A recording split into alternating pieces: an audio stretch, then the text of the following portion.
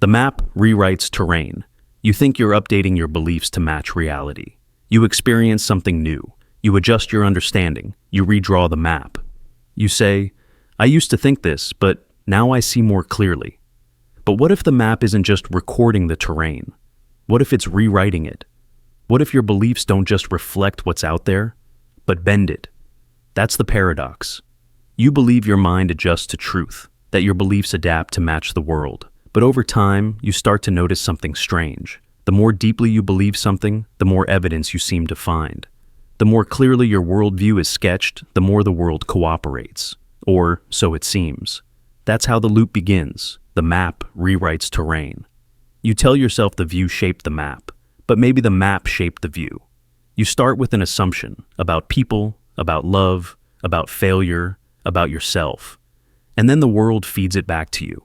You say, see, I was right. But were you right? Or were you just interpreting everything through the lens you already held? You say, people can't be trusted. So you look for signs of betrayal. You prepare for rejection. You approach with caution. And eventually, people pull away. Then you say, see, they always leave. But maybe they were reacting to the map you were using all along.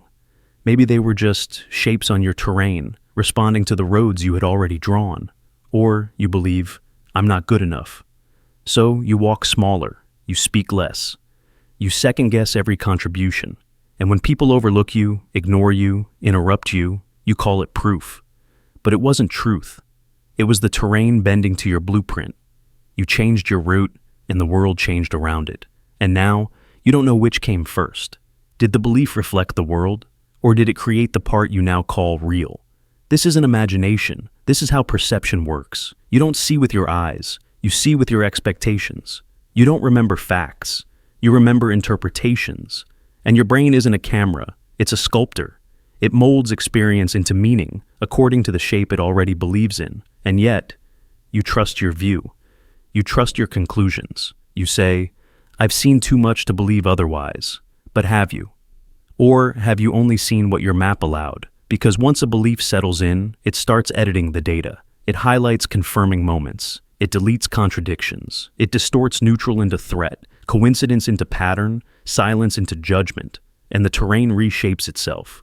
So, even when you change your mind, you're not starting fresh. You're revising the map based on a terrain you already redrew. So now, you're trapped. Not by facts, but by frames. Frames that feel like reality. Frames that feel like memory. Frames that are so old you forgot you put them there. You say, this is just how the world is. But it's not. It's how the world looked after you drew the lines. And those lines might have been drawn in childhood, or trauma, or culture, or fear. And now, you live inside a geography you didn't question, because questioning it feels like losing the ground beneath your feet. But that's where freedom begins, not in redrawing the map again, not in choosing a new belief and hoping this one will finally match reality, but in seeing that every belief redraws the earth beneath you, that you've never just observed, you've constructed, always. So what do? You stop pretending you're neutral, you stop trusting the view is final, you carry the map loosely, you say, this is how I see it, for now, and then you watch, you listen. You let the terrain speak first. You stop trying to confirm. You let discomfort in. You notice when your map starts correcting reality before it's even arrived. And slowly, you unlearn the habit of certainty. Because the most dangerous belief is not the one that's wrong. It's the one that feels like the world itself. But the world isn't your belief. It's bigger, stranger, less obedient, and more alive. So maybe the truth is this. You'll never fully know what came first, the view or the map. But if you let go of needing to know, you might finally start to see. The memory that invents. You think memory is a recording, a file stored somewhere deep in the mind, waiting to be replayed. You believe that when you remember something, you're opening a drawer, pressing play, watching it as it happened. But that's not what memory is. Memory doesn't replay. It rebuilds.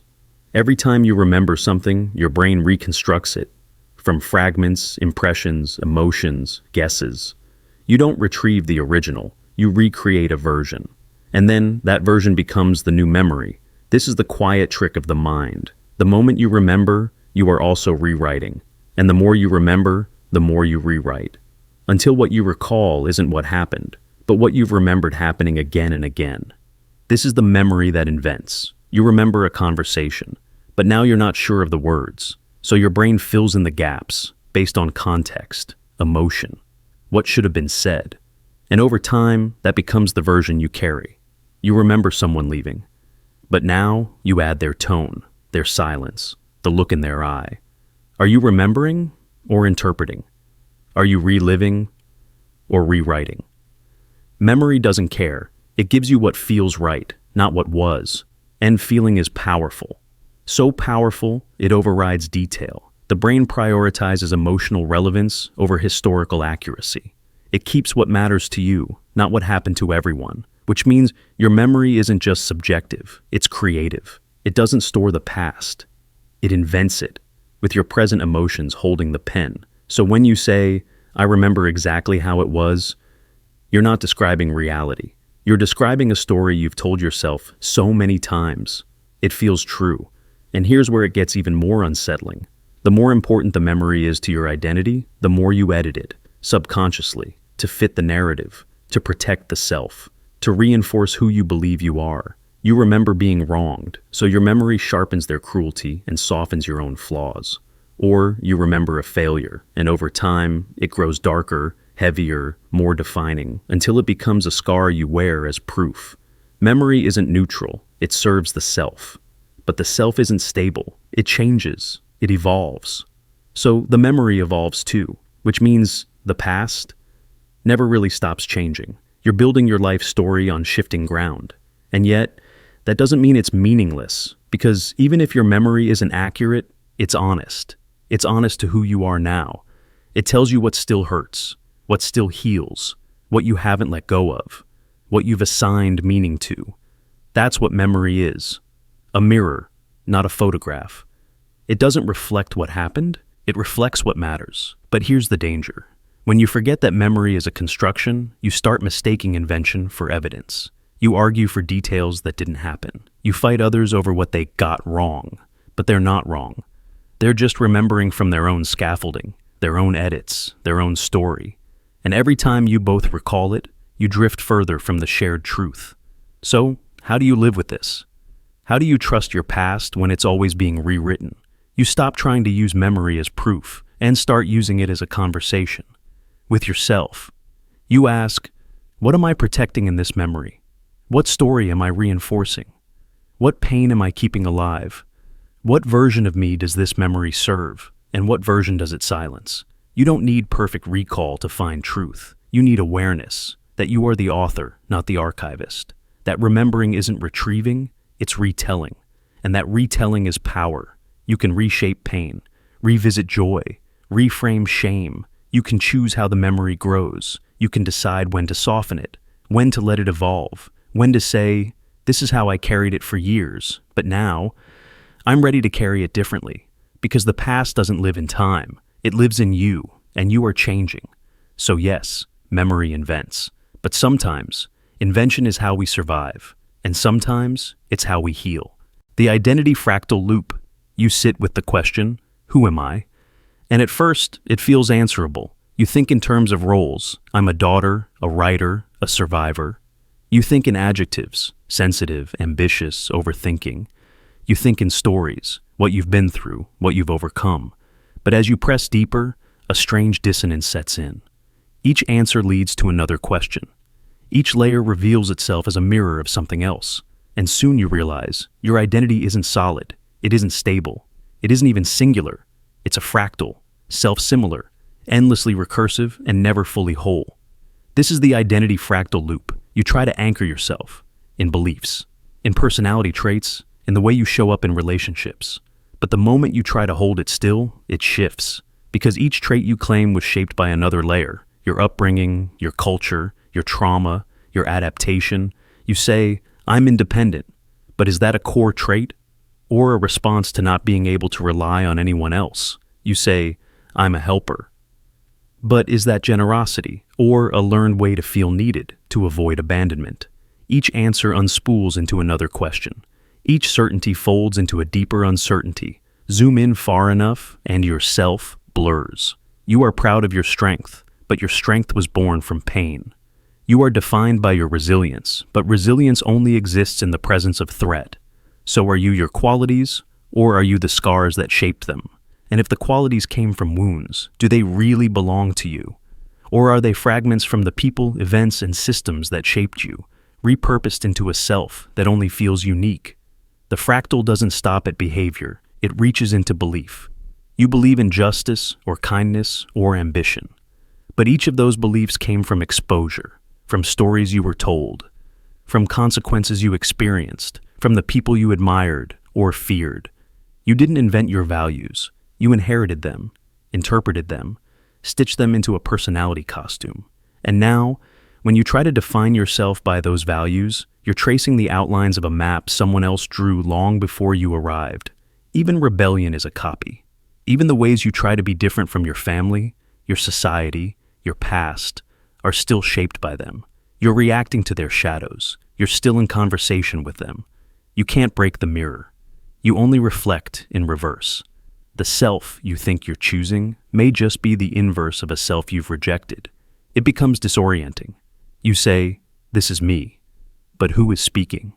The adult? The inner child? The protector self? The performer? The observer? And who are they each performing for?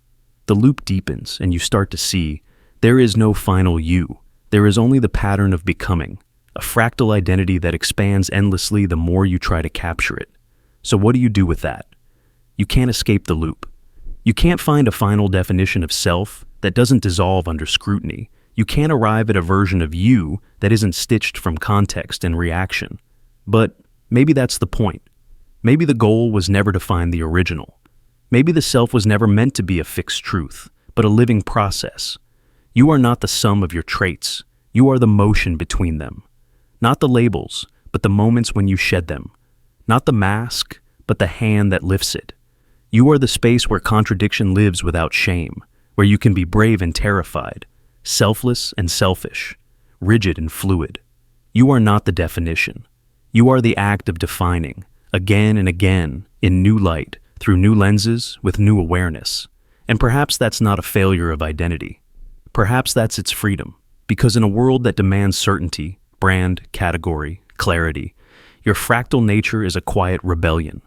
You refuse to be captured. You are always more than your reflection, always changing shape, always deeper than the name you last gave yourself. So the next time you feel lost, uncertain, ungraspable, remember this. You are not broken. You are just not simple. You are the infinite pattern, echoing inward, not because you lack identity, but because your identity cannot be reduced. Not a copy of a copy of a copy, but a living, breathing loop of becoming, the purpose without origin. You wake up and act with purpose. Maybe you work toward a goal. Maybe you care for someone. Maybe you create, serve, resist, achieve. It feels solid, this sense of movement, of being directed. You tell yourself you have direction, that your actions are meaningful, that your life is grounded in something more than chaos. But one day, something unsettling creeps in. Where did that purpose come from? This is the unraveling moment behind the purpose without origin. The realization that what feels like your deep personal conviction may not be yours at all. That the fire guiding you might have been lit by someone else's hand. Someone who was also lost, also searching, also acting out a borrowed dream. You see, purpose is rarely born in isolation. It's shaped, modeled, handed down, from teachers, parents, stories, culture. A parent tells you that success matters. A book tells you that love redeems. A movement tells you that justice is sacred. You absorb it all, some of it consciously, most of it without noticing. And as time passes, you start to believe, this is my truth. But how much of it was really chosen? You inherit a purpose, then you polish it, personalize it. Maybe you suffer for it. Maybe you sacrifice for it. But that doesn't mean it was born from your essence. It might just be a role you stepped into because it was offered at the right time. And here's the twist. The people who gave it to you, they were searching too. Your father, who insisted on discipline and order. He might have been reacting to the chaos of his own childhood. Your teacher, who inspired you to change the world. Maybe they were trying to justify their own longing for impact. your spiritual guide, your favorite author, your mentor. Each one carried a torch lit by someone else, walking a path carved by echoes, not origins. And now, so do you. You move with purpose. But what if it's a simulation? What if the meaning you feel is just the emotional residue of someone else's urgency? What if your life's direction is a hallway of mirrors, each reflection convincing you it has depth? It gets more disorienting, because when you try to trace your purpose back, really trace it, you find no clear beginning. Every why leads to another why. Why do you want to succeed? To prove something. Why prove it? To be seen? Why be seen? To feel real? Why feel real? To matter. And when you ask what mattering truly means, the answer slips through your fingers. You start to see that your life's purpose might be a recursive echo, a loop, a song sung over generations, passed down without origin, each person harmonizing with a melody they never questioned. It sounds beautiful. It feels right. But you can't find where it began. And when you look for its source, you find silence. This realization is not nihilism. It's not the death of meaning. It's the moment you stop confusing inherited urgency with true direction. It forces you to ask, if I could strip away every external influence, every expectation, every borrowed value, every myth, what would remain? Would I still write? Would I still chase this dream? Would I still speak this truth? Would I still care? Or would I finally hear my own voice underneath the chorus? The truth is, most people never ask. They live their whole lives inside the architecture of handed-down purpose. They feel fulfilled because they're running a race everyone claps for.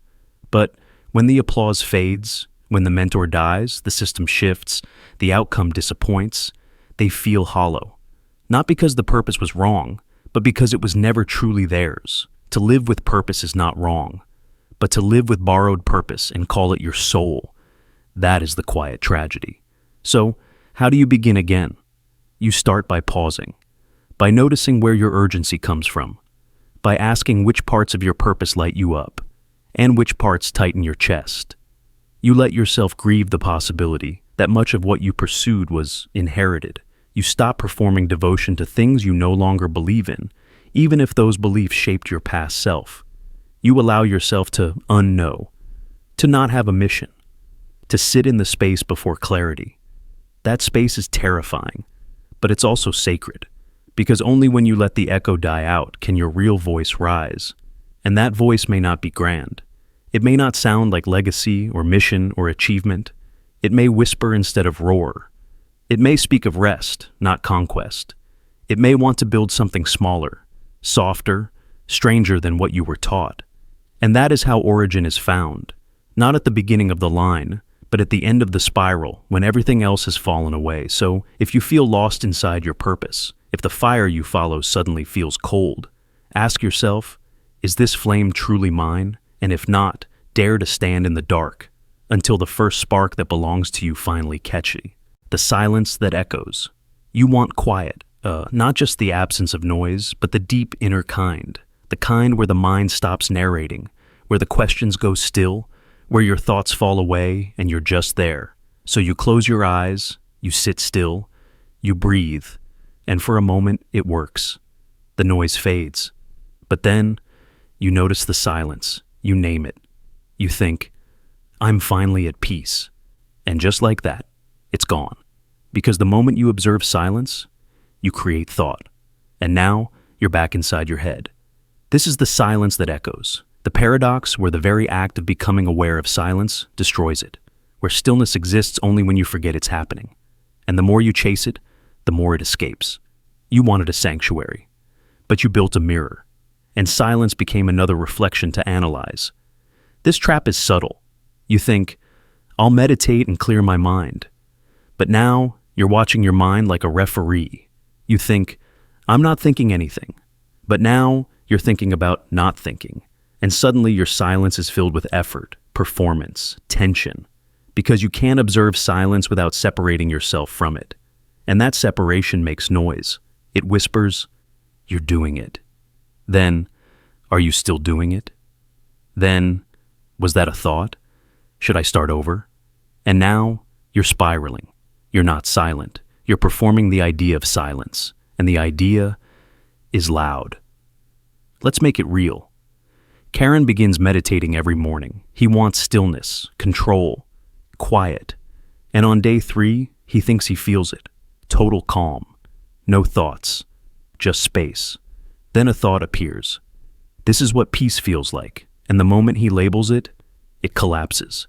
He spends the next week chasing that first real moment. But now, every session is filled with measurement, self-surveillance. And what was once an opening becomes a cage. Or think of Lila. She escapes to the mountains. No devices, no sound but the wind and birds. She sits by a tree and finally feels weightless. But as soon as she registers that feeling, it flickers. She reaches for it again, wants it back. But now her mind is trying to bottle silence, and silence doesn't fit in containers. This is the paradox. Silence is not experienced through thought. It's experienced between thoughts, in the gaps, the spaces, the places awareness hasn't touched yet. But the moment you try to hold it, it slips. Because holding requires hands, and silence can't be grasped. So what do? How do you access something that disappears the moment you know it's there? You don't chase it. You don't force it. You fall beneath it. You let go of needing to name the quiet. You stop trying to harvest it. Like fruit. You simply become still. Not to get silence, but to let it return when it's ready. Because silence is like sleep. You can't do it. You can only create space for it to arrive, and trust that it will. But more importantly, you stop needing silence to mean something. You stop turning it into a goal, a badge, a sign of mastery. You allow it to be a mystery. Because the moment you demand that silence be proof of healing, or peace, or spiritual worth, you make it loud again. True silence isn't noticed. It's entered. It's not a soundless room. It's the moment you forget what sound is. It's not the absence of thought. It's the absence of the need to watch thought. It's not quiet you control. It's quiet that slips over you like dusk, soft, unannounced. So, if you find yourself saying, here is silence, know this. You're not in it yet. You're just near the edge. And that's okay, because silence is patient. It waits beneath all the noise, not to be understood, not to be achieved, but to be returned to, like breath, like nightfall, like a truth too gentle to speak. The choice that chooses you. You stand at the edge of a decision. You weigh the options. You think. You reflect. You feel. And then you choose. And it feels like you did that. Like you, the conscious self, picked a path from multiple real possibilities. But what if you didn't? What if the choice was already forming before you even noticed? What if the choice wasn't made by you, but through you? That's the paradox. The choice that chooses you. The idea that every decision you make isn't just something you do, but something that emerges from who you are. And who you are wasn't chosen either. You didn't choose your parents. You didn't choose your childhood. You didn't choose your fears, your traumas, your temperament, your first language, your birth order, your body, your baseline chemistry.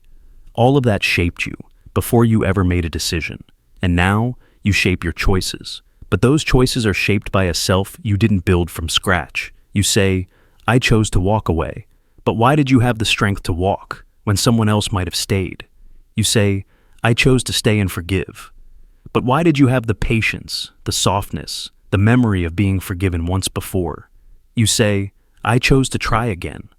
But why were you wired for hope, not despair? The answers don't come from logic. They come from layers. Layers of memory, of emotion, of everything absorbed when you weren't looking. So when the moment of choice arrives, it doesn't arrive in a vacuum. It arrives in you. And you are a result, not just a cause, a result of everything you never chose that now chooses through you. You didn't pick the thoughts that pop into your head. You didn't pick your initial reaction, your first impulse, but you felt like you did.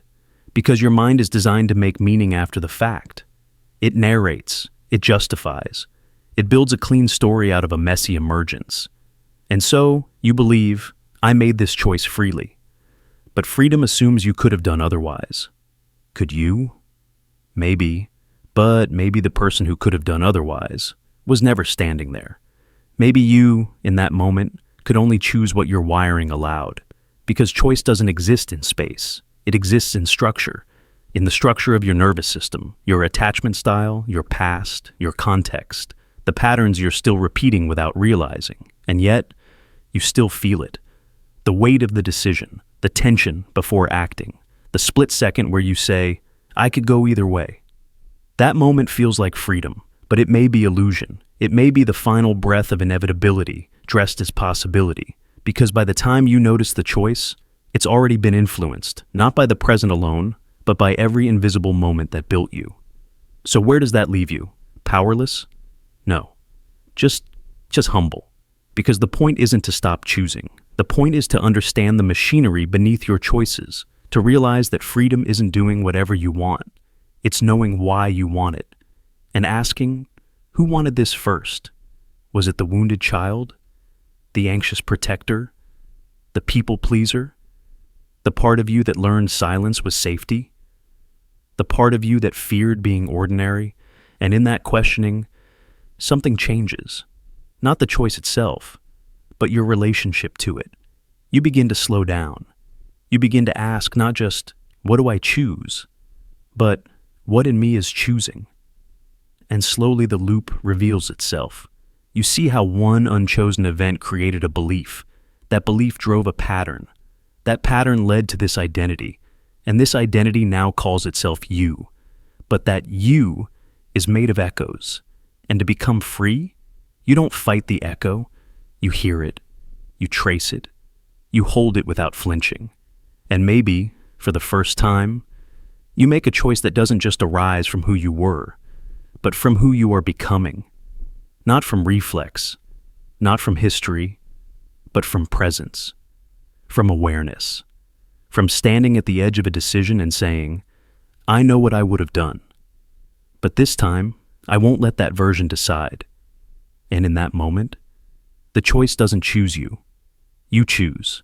The freedom obeys structure. You feel most alive when you break the pattern. When you cancel the meeting, say no to expectation, skip the routine, when you turn left instead of right, when you silence the voice that says you must, and finally listen to the one that whispers you can. That's what freedom feels like. But what if it's not what freedom is? Because beneath every rebellious act, there's something quiet and uncomfortable. Structure. The very thing you think you're defying is the thing making your freedom possible. This is the paradox no one talks about. The freedom obeys structure. It sounds like contradiction, but it's not. Freedom isn't the absence of rules. It's the ability to move within them, and sometimes against them, with intention. And that only works if the rules are there to begin with. You break the pattern, but the pattern gives you something to break. You rebel, but the rebellion only has meaning because there were boundaries to begin with. You say, I'm free to walk away. But that freedom depends on walls. Without them, there's nothing to walk away from. You feel freedom when you sleep in on a Monday, but that feeling only has weight because Mondays are usually full of obligation. If every day were unstructured, the act of breaking away wouldn't feel like liberation. It would feel like drift. Chaos isn't freedom. It's erosion. Structure is the frame. Freedom is what fills it. You think of the artist painting wildly, brushstrokes unplanned, but even there, structure lives. In the years of training, in the canvas edges, in the limits of the tools, in the color theory hiding behind the storm. You can only improvise if you first understand the rhythm. You can only break the rule if you know what rule you are breaking. You can only fly off the map, if there's a map. This is where most people get stuck. They crave the feeling of rebellion, but not the discipline that gives rebellion its power. They run from structure, thinking it traps them. But in the escape, they lose direction. Purpose fades. Choices multiply into paralysis. And suddenly, freedom feels like drowning. Because freedom without form is just disintegration. You don't need fewer limits. You need limits that serve you, that guide you, that give your actions consequence. A door only opens if there's a wall around it. A path only exists if there's something to walk through. Even the universe, the most infinite concept we know, is bound by laws. Gravity, motion, thermodynamics, light. And we don't resent those rules. We call them reality. So, what is real freedom? It's not doing whatever you want, whenever you want. It's knowing exactly why you want it and having the structure to move toward it. It's waking early not because you have to, but because you chose a life where that hour matters. It's saying no to chaos, not out of fear, but out of clarity. It's knowing when rebellion is sacred and when it's self-sabotage. Real freedom isn't about breaking rules. It's about choosing the rules worth following. And that kind of freedom, it's quiet, unflashy, often invisible. It looks like ritual, like responsibility, like commitment. But underneath it is something deeper than rebellion. It's authorship. When you live without structure, your life happens to you. But when you build structure, not as a cage, but as a container, your life begins to answer to you. And now, when you break the pattern, it's not reaction, it's expression. When you take a leap, it's not escape, it's flight. And when you stand against the rules, it's not chaos, it's clarity. Because freedom without structure is noise, but freedom with structure is music. The actor who isn't real. You put on the face, you walk into the room, you say what's expected, move how you're supposed to, smile at the right moments. It feels automatic now, polished, seamless. You know how to be charming, confident, careful. You know who you're supposed to be. You've practiced this role so long it doesn't feel like a performance anymore. It feels like you. Until something breaks. A moment of silence, a stray question, a mirror too clean, and suddenly it hits you. I don't know who I am without the act. But then comes the deeper fracture. What if the one who played the role wasn't real either? This is the paradox at the heart of the human self. The actor who isn't real. You start as a child learning to survive. You see which emotions get you love, which words get you punished, which versions of yourself keep the peace. And you adapt. You learn to smile when you want to cry, to agree when you want to scream. You become who the world will accept. Not because you're manipulative, but because you're wired to belong. That's the first performance. But it doesn't stop there. You get good at it. You start believing it. You take the role into school, into work, into relationships. You don't even feel the mask anymore. It's fused to your skin. You say, "This is just who I am." But it isn't. It's who you had to be. And then comes the identity built on top of that. You craft a story around the role. I'm the dependable one. I'm the free spirit. I'm the smart one. These aren't lies, they're adaptations. And soon, they harden into personality. But ask yourself, where did these traits come from? Were they chosen freely? Or shaped by circumstance, by trauma, by praise, by fear? If you trace it far enough, you realize something unsettling. There was never a pure, original self underneath. There was only the next version, and the next, and the next. Like Russian dolls of adaptation, each self was born from a response to the last. You think you'll peel back the mask and find the real you. But when you do, you find another mask, and another, until the center is empty. Not because there's nothing there, but because the real self was never a singular thing. It was the act of becoming. So, who started the show? The answer is no one, and everyone. There was no original actor waiting in the wings, just a stage, just a script written by your environment, just lights turning on before you knew what the scene was. You didn't step into a role. You were born into one. And every choice since has been shaped by echoes of that first script. Even the rebellion, even the refusal, even the moments you swore you were finally being yourself. And yet, there's something hauntingly beautiful about that. Because if the self is a construction, then it's also a creation.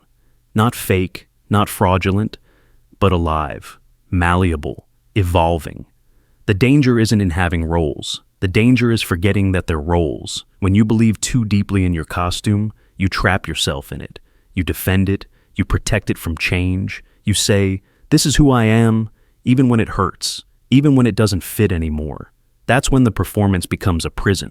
You show up as the caretaker, even when you're depleted, as the peacemaker, even when you're furious, as the strong one, even when you're breaking.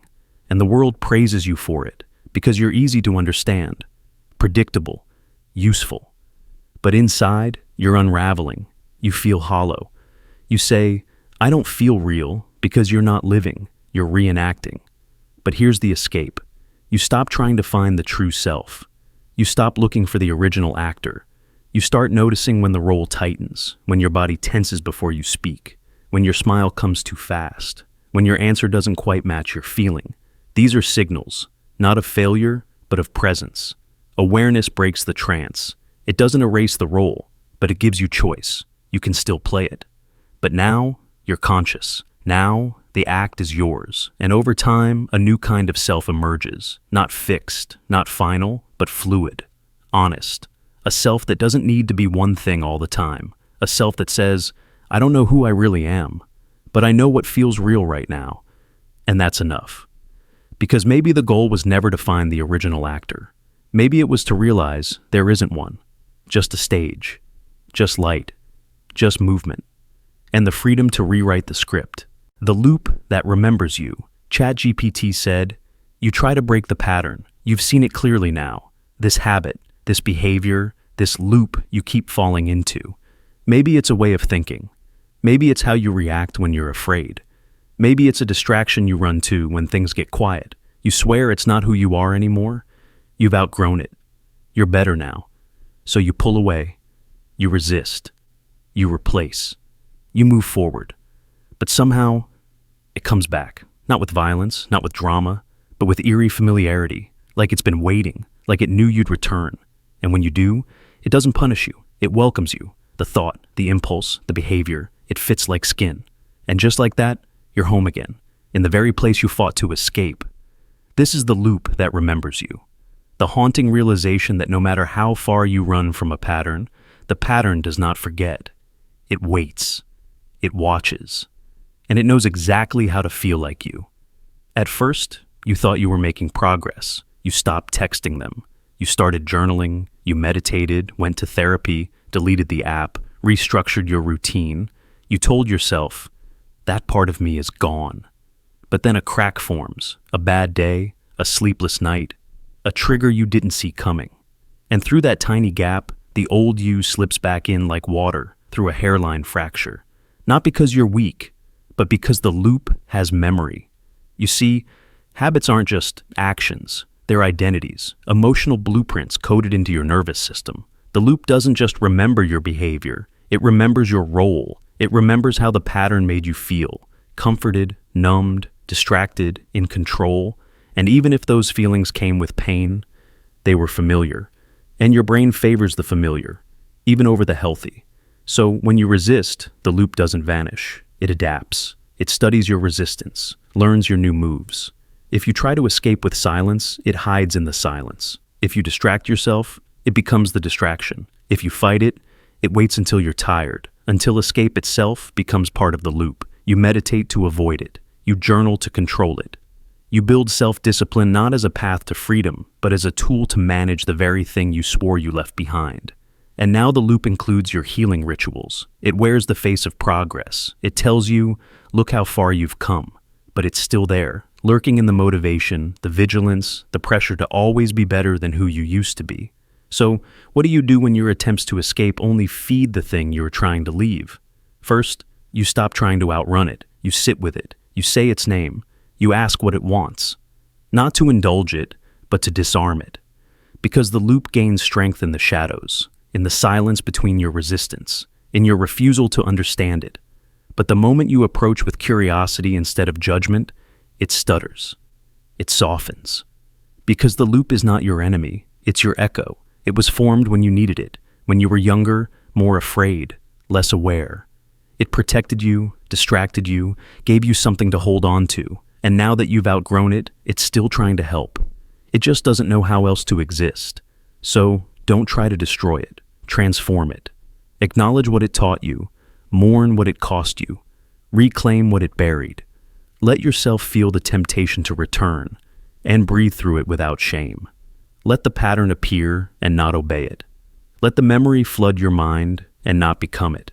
And when the loop says, you'll be back, you can answer, maybe. But I'm not staying. Because healing isn't a clean break. It's a slow unlearning of who you once had to be.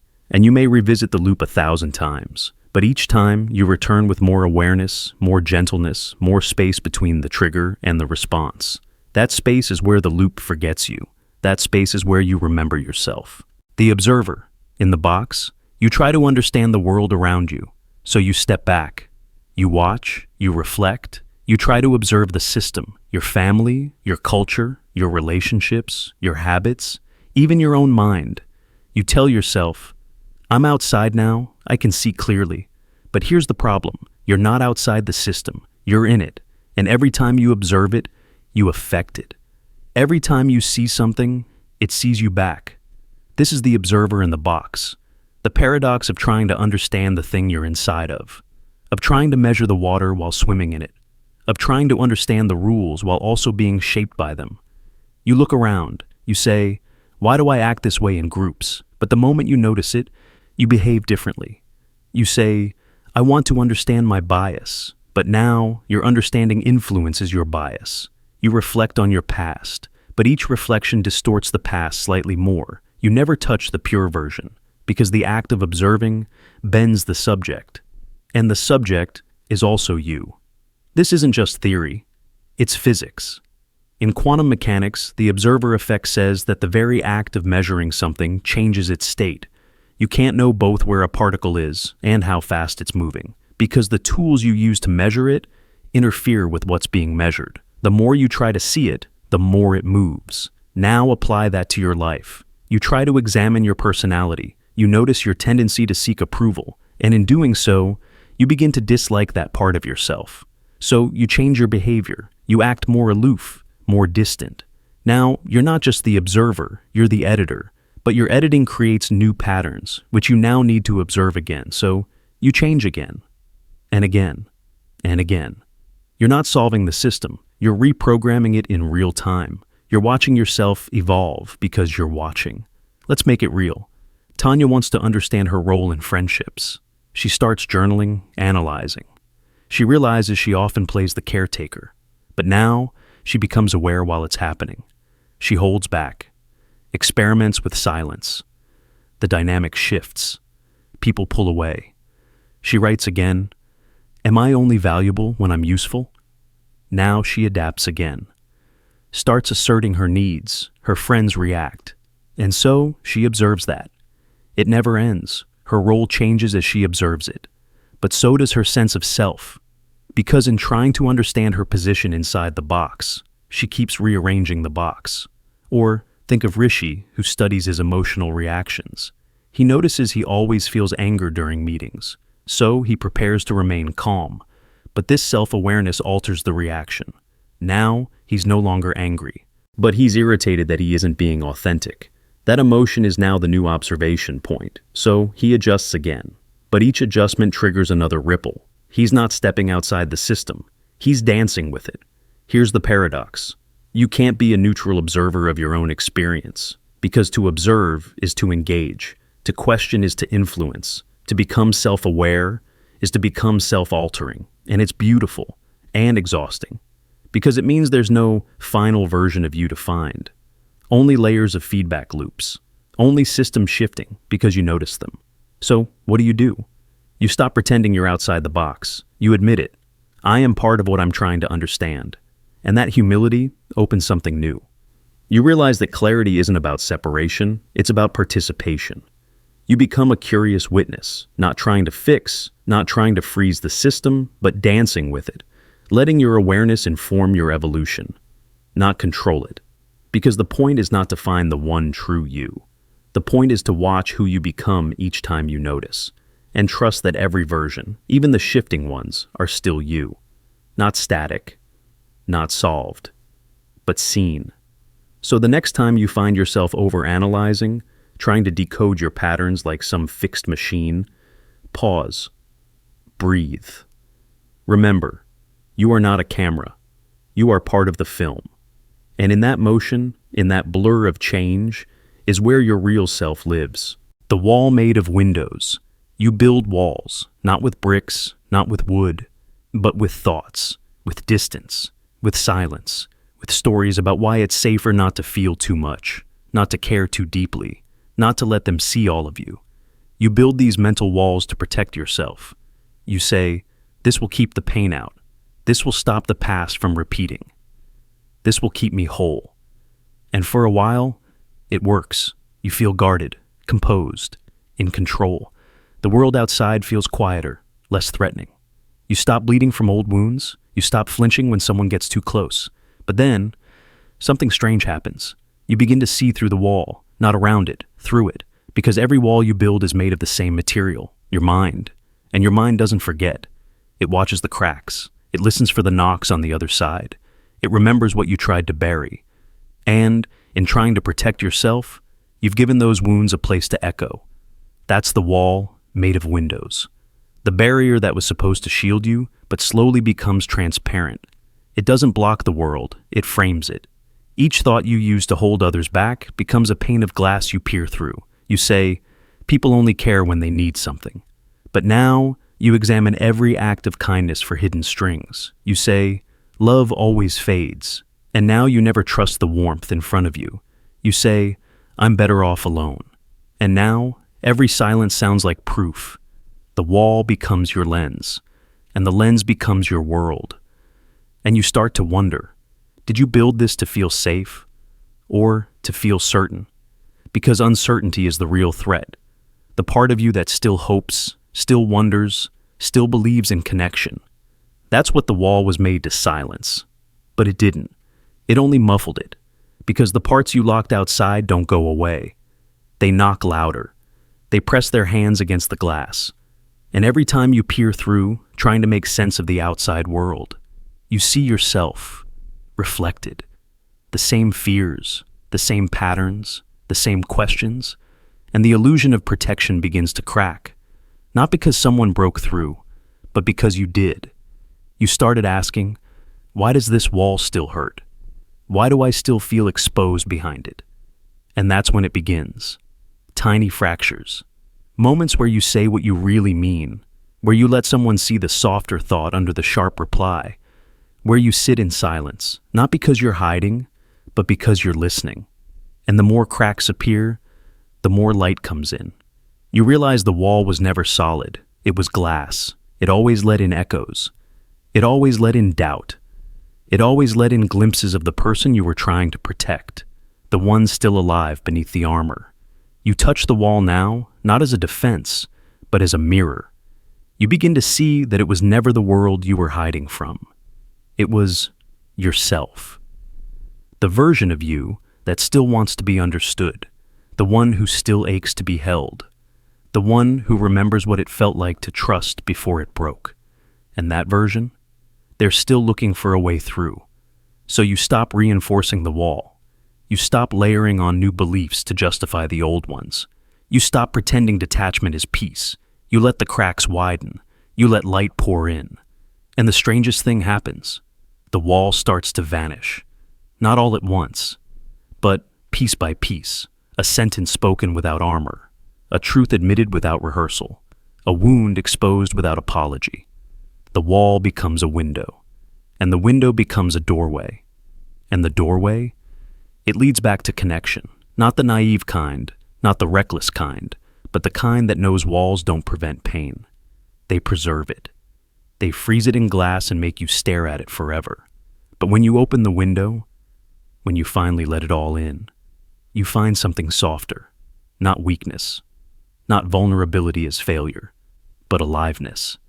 Because the world outside the wall, it was never trying to break you, it was trying to meet you. And now, you're finally ready to be seen, not from behind the glass, but in the open, where nothing blocks the view, and nothing protects you from the light, except the fear you're finally learning to outgrow.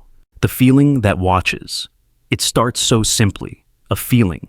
Sadness, joy, shame, desire. Something rises through the body, through the breath. It colors the moment. It changes the way light lands on the walls. It shifts your pace, your tone, your skin. But then something happens. You notice it. You become aware of the feeling, not just a sensation, but as an event. You step back, just slightly, and observe, I'm feeling this. And now, you're no longer just feeling. You're watching yourself feel. And in that moment, the self splits. There is the one who feels and the one who watches the feeling. And you wonder, who's the real one? This is the feeling that watches. a strange, quiet loop that begins the moment awareness touches emotion. You don't just cry, you witness yourself crying. You don't just ache, you wonder, why am I aching? What does this say about me? Do others see it too? And now, the feeling is no longer alone, it is tangled in reflection. You feel lonely, and then wonder if your loneliness is valid. You feel love, and question whether it's deep enough, or real enough, or mutual. You feel fear, and judge yourself for being afraid. You stack one layer of consciousness on top of another until the original feeling disappears beneath the weight of all its observers.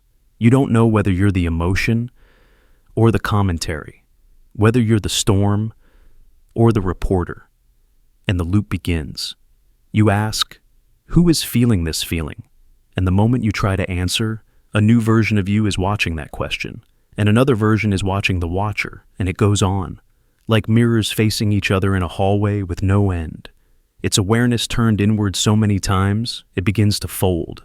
And here's the strange part. It feels deep. It feels like insight, like consciousness expanding, like you're getting closer to truth. But really, you're getting further from the original feeling. Because now you're not in it. You're circling it, analyzing, narrating, commenting, curating.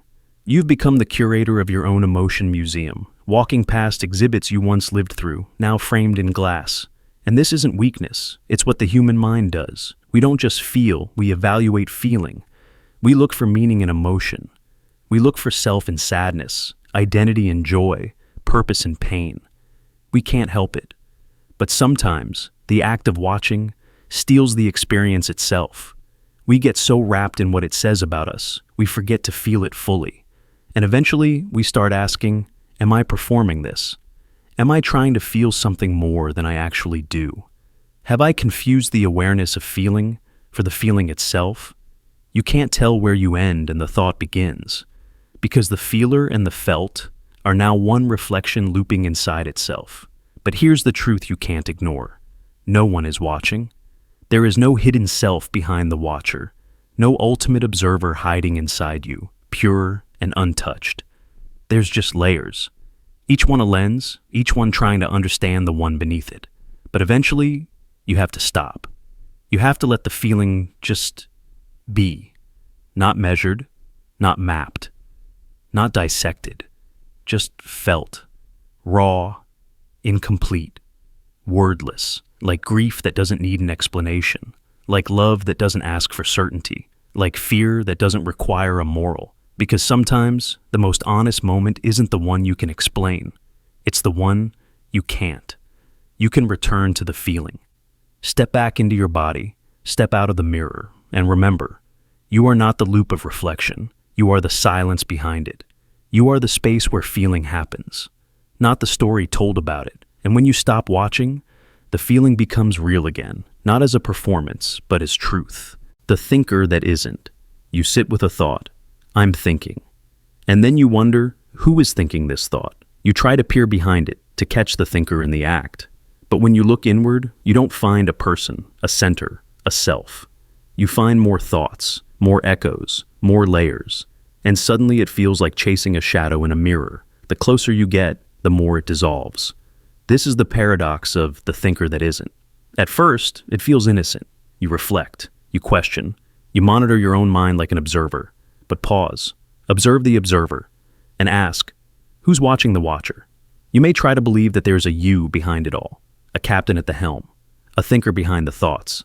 But each time you go looking, all you find is more thinking, more words, more movement, no stillness, no source, just the illusion of a center, spinning out like a whirlpool. The self feels real because thought narrates it constantly. I feel this, I want that, I am this way. But try to stop thinking, and the self fades, not into silence, but into something stranger, a suspension, a witnessing without the witness. You don't disappear, but you're no longer you in the familiar sense. You're just awareness, empty of ownership. Thought still happens, but there's no one there doing it, and that terrifies the mind, because we want to be solid. We want to believe there's a me steering all this, that we are the subject, not just the unfolding. But neuroscience hints otherwise. The brain generates thoughts automatically, unconsciously. The sensation of I comes after. It's a postscript, a narrator added to a show already in motion. Even the feeling that I'm deciding is often a mental illusion, an afterthought glued onto a choice the body already made. So, who's in charge? No one exactly. You are not a singular self. You are a system, a swarm, a process. The brain thinks, the body feels, consciousness reflects, and somewhere in that loop, the illusion of I arises. A beautiful fiction, a necessary one maybe, but still, fiction. And yet, the fiction is convincing. You say, I'm overthinking, I should be better. Why can't I stop? But who is the I in those sentences? Who is separate from the thought itself? You are thought thinking about thought? A mirror reflecting a mirror. No beginning, no source, just recursion. And when you realize this, truly realize it, it hits like a strange silence. There's no thinker, only thinking. No controller, only motion. No self watching the mind. Just the mind watching itself in loops so fast they seem like unity. And in that silence, something profound emerges. Not despair, not loss, but freedom. Because if there is no solid self to defend, there's nothing to protect, nothing to prove, no ego to inflate or destroy, just experience, just this breath, this moment, this awareness. You become the sky, not the storm, the container, not the contents. But the mind resists this. It rushes back in. It wants to name, to grasp, to claim. It says, okay, so if there's no self, who's realizing that? And there it is again, the loop. Thought trying to escape its own boundaries by thinking harder, but thought cannot think its way out of thought. And that's the secret. You don't escape by thinking. You escape by seeing. You sit still. You watch thought rise and fall. You notice each one, like a cloud, appearing without your consent, fading without your control. And in that watching, the illusion softens. You stop believing every narrative your brain tells you. You stop mistaking thinking for truth. And slowly, the thinker dissolves, not into nothingness, but into presence. Not a you watching the mind, just watching, just being.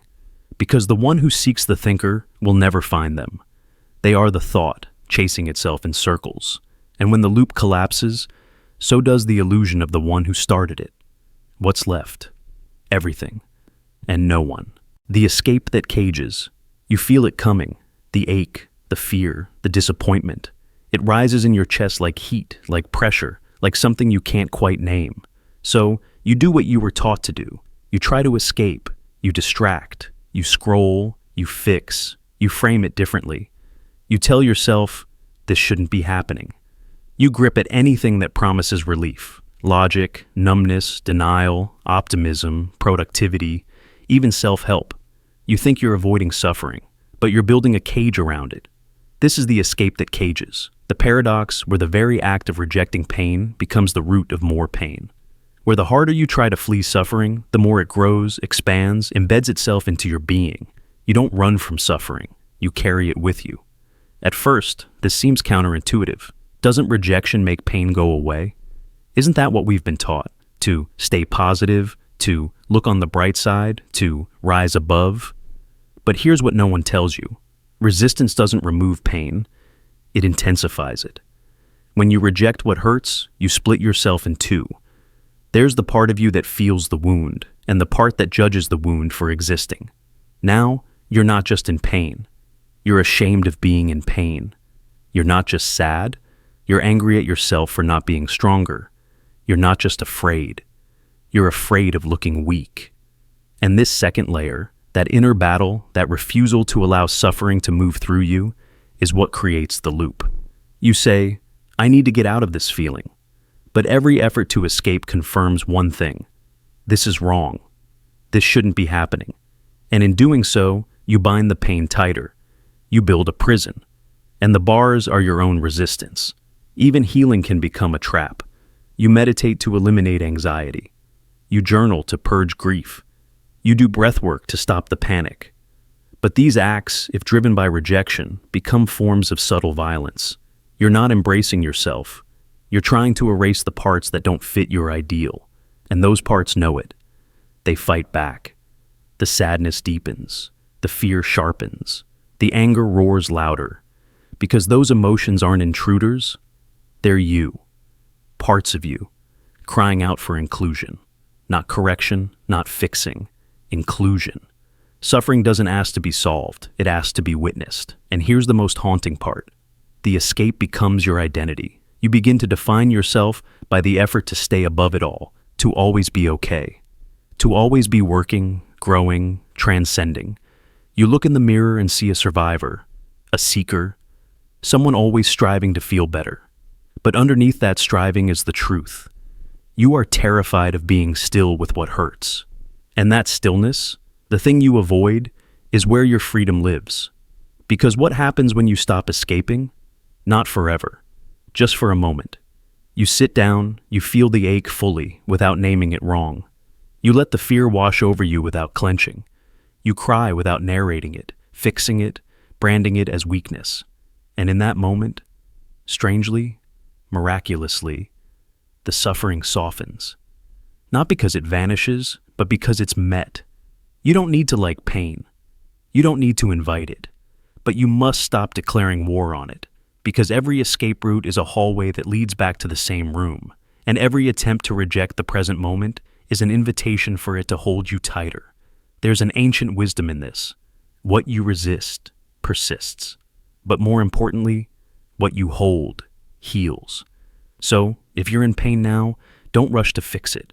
Sit in the fire, let it burn, let it name you, let it tell its story, let it pass through instead of being pushed away, because the loop doesn't end with escape.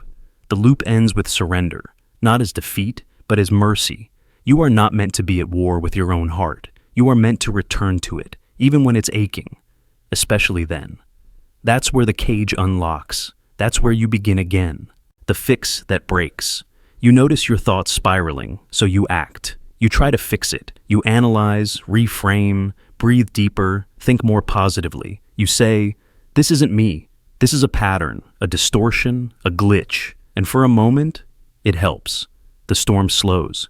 You feel a flicker of control, but then it returns. The thought, the fear, the noise. And so, you fix again. This time with more tools, more logic, more mindfulness, more everything. But something strange is happening. The more you try to fix it, the more broken you begin to feel, because buried inside the effort is a belief that something is wrong with you. And now, the fixing has become part of the problem. This is the fix that breaks. The paradox where trying to fix your thoughts creates more thoughts to fix, where every effort to quiet the noise becomes another layer of noise. And the act of healing becomes proof that you're broken. It starts innocently. You want peace. So you pursue awareness, you learn to question your thoughts, you get better at identifying distortions. But now, every anxious moment becomes a failure. Every bad day becomes a sign that your mind is malfunctioning. And suddenly, you're never just feeling something, you're analyzing it, treating it, resisting it. And that resistance turns your mind into a battleground. Because now, thoughts aren't allowed to pass through you. They must be managed, controlled, silenced. And when they don't listen, you panic. Why am I still thinking this? Why am I like this? What's wrong with me? You've built an identity around self-correction, and you wear it like armor, but that armor is heavy. Let's make it real. Samir struggles with obsessive thoughts. He reads books, he journals, he practices affirmations. At first, it's empowering. He feels progress, but soon the obsession shifts. Now it's about the process itself. Did I journal enough? Did I say the affirmation correctly? Is this thought a sign I'm failing? And now, the healing is the new loop. He's fixing the fix. Or take Mina. She feels sadness and immediately asks, where did this come from? Was it childhood? Her diet? Her hormones? She interrogates the feeling until it fragments. And in the process, she forgets to feel it. Because the moment she labeled it as something to fix, she distanced herself from it. And what could have been a passing wave becomes a trapped echo. This is what we do. We pathologize discomfort. We treat normal human emotion like a software bug, and every time we do, we reinforce the myth that peace comes from perfect maintenance. But the truth is messier, because not every thought needs to be treated, not every feeling needs to be healed. Some things just need to move through you, without a lesson, without a diagnosis, without a fix. So, what's the way out? You stop trying to solve yourself like a problem. You stop turning healing into a project. You learn to sit in the discomfort, not to defeat it, but to witness it. You say, I'm having a thought. That doesn't mean I need to correct it. You say, I'm feeling sadness. That doesn't mean I'm failing. You say, I'm human. That doesn't require repair. And slowly, the mind softens. Not because it was fixed, but because it was no longer treated as broken. Because sometimes, the more you fight the storm, the harder the wind pushes. But when you sit still, let the wind pass through you, something happens. You don't become the storm. You become the sky. Wide, unmoved, open. So the next time your mind screams for repair, pause. Ask yourself, am I really broken? Or am I just scared of being human? Let that question echo, not to fix you, but to free you. The identity that watches. You begin to wake up. You start to notice the voice in your head, the judgments, the patterns, the way you defend yourself in silence, the way you narrate your life as if someone's listening, and for the first time you say, that's not me, that's my ego. And for a moment, you feel free. You've created space between what you are and what you observe. You step back. You watch your anger without being consumed. You notice your insecurity instead of drowning in it. You catch yourself mid-performance and choose silence instead. But then, something shifts. The one who's watching, it starts to speak too. It starts to comment on your growth. It starts to say, look how mindful I'm being. Look how calm I was in that moment. Look how aware I've become. And just like that, the observer becomes the new ego. The awareness becomes identity. The detachment becomes a mask. And now, you're performing presence. That's the trap. The identity that watches. The quiet transformation of pure observation into self-image. You wanted to be free from ego, but now you have a subtler one, a spiritual ego, a mindful persona, a self that's proud of how it's not the self. And it's slippery, because it doesn't brag loudly. It whispers. It says, I'm just being. But behind that being is a hope to be seen. Seen as deep, seen as awakened, seen as the one who no longer needs to be seen. And now, you're back inside the loop. You meditate, but notice how you look while doing it. You listen, but measure how patient you appear. You stay silent in conflict, but secretly feel superior for your restraint. You're not just watching your ego, you're watching your performance of watching your ego. And the freedom you once tasted turns to glass. You can see it, but you can't touch it, because now your identity has shape again. Not the old shape, a cleaner one, a more evolved one, but a shape nonetheless. And awareness, true awareness, it doesn't need a shape. It doesn't need to be admired. It doesn't need to be known. It just is. But you've given it a role. You've made it something you do. And in doing so, you've turned it back into ego, just dressed in quieter clothes. So what now? Do you abandon awareness? No. But you let it soften. You let it return to silence. You stop trying to be aware and just notice. Without narration. Without proving. Without curating. You stop watching yourself like an actor checks a mirror on stage. You let go of the need to appear grounded, to appear spiritual, to appear awakened. Because the moment you want to appear anything, you're no longer present. You're back in identity, back in shape, back in mind. And this time, the trap is deeper, because it feels like freedom. It feels like progress, but it's just ego with better vocabulary. So you go deeper, past the part that says, I'm the observer, past the part that wants credit for observing, past the part that still needs a role in the story. You enter the space before the story begins. And there's no identity, no watcher, no watched, just stillness, just experience, just this. And it's raw and quiet and terrifying, because there's no one to name it, no one to own it, no one to say, I was here. But maybe that's the point. Maybe awareness isn't something you achieve. Maybe it's what's left when you stop trying, when even the identity that watches dissolves. The meaning seeks itself. You search for meaning in work, in love, in life. You search in books, in silence, in questions that echo late at night. You ask, what's the point? Why am I here? Does any of this matter? But the moment you ask, something strange is already happening. The question isn't empty. The search itself is meaning. This is the paradox we rarely see.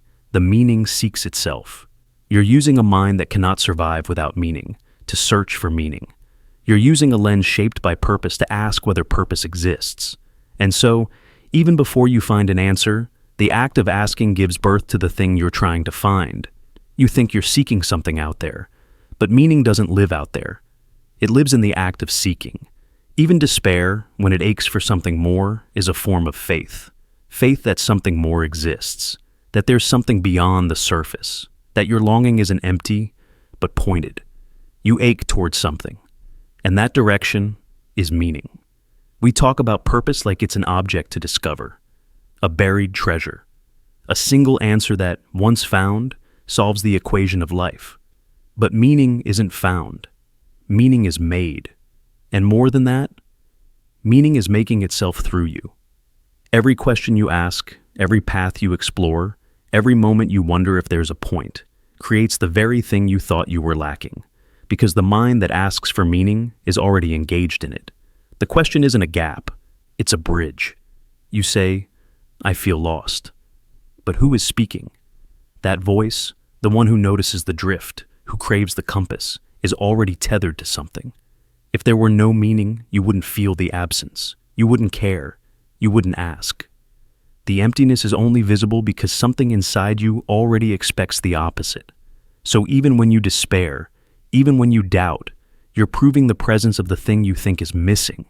Meaning is recursive. It folds into itself.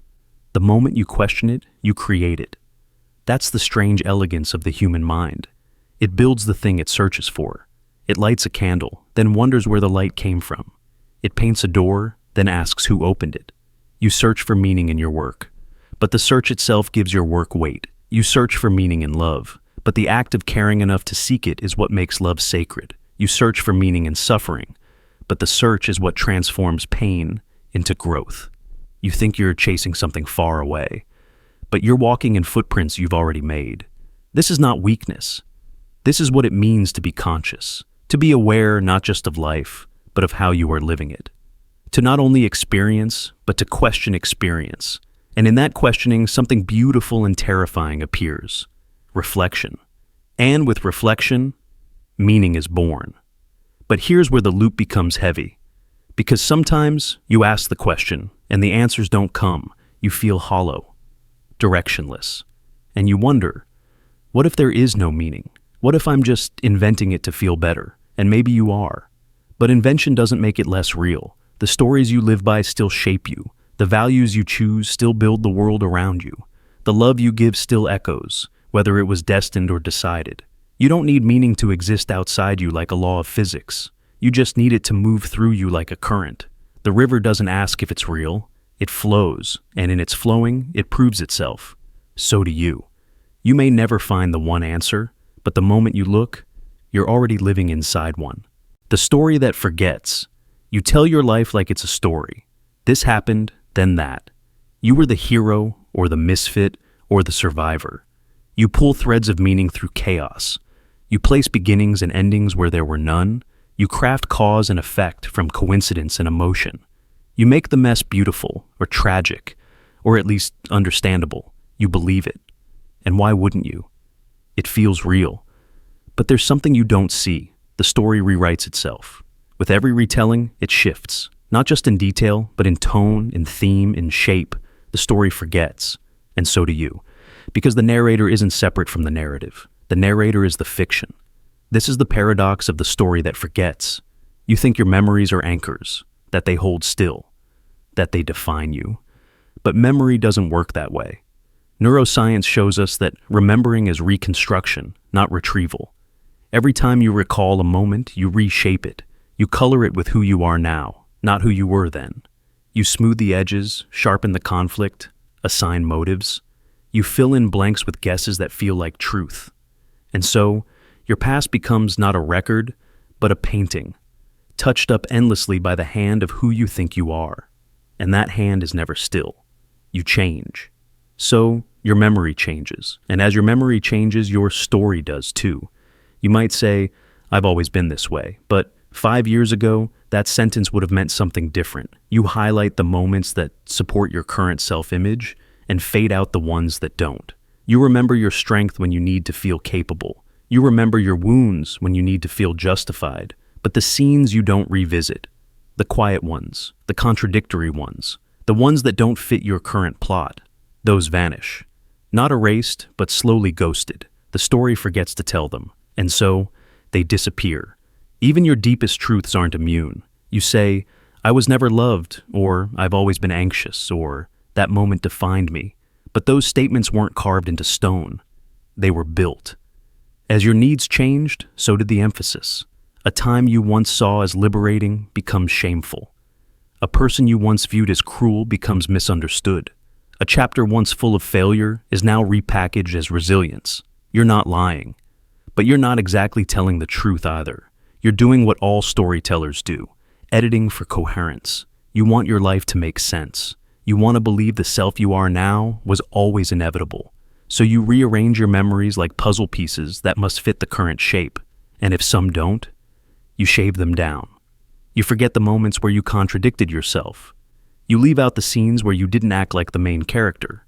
You rewrite to survive, to heal, to explain. But in doing so, the past becomes less like a record and more like a mirror. And here's where it turns surreal. Because the narrator, the voice in your head, the I that's always telling the story, is also part of the fiction. You think of that voice as fixed, the same you who has been narrating since childhood. But it isn't. That narrator changes tone, language, values. It grows more jaded or more hopeful, more dramatic or more detached. It learns what stories work socially, what makes people nod, what makes them care, and it adjusts. You're not just remembering your life, you're performing it. For others, for yourself. So then the question emerges. If the story forgets and the storyteller keeps changing, who are you actually remembering? Not a solid self, but a self in motion. Not a factual timeline, but an emotional logic. And that's not a flaw. It's human. We need story to survive. Story gives us shape. It helps us carry pain, build meaning, feel continuity. But problems arise when we confuse the story with the self. When we believe the latest version is the version. When we weaponize memory to confirm our victimhood, our righteousness, our hopelessness, we forget that the story can always be rewritten. Not because we want to deceive, but because we are still becoming. So what do you do with this? You learn to hold your story loosely. You say, this is the version I remember now. This is how it feels today.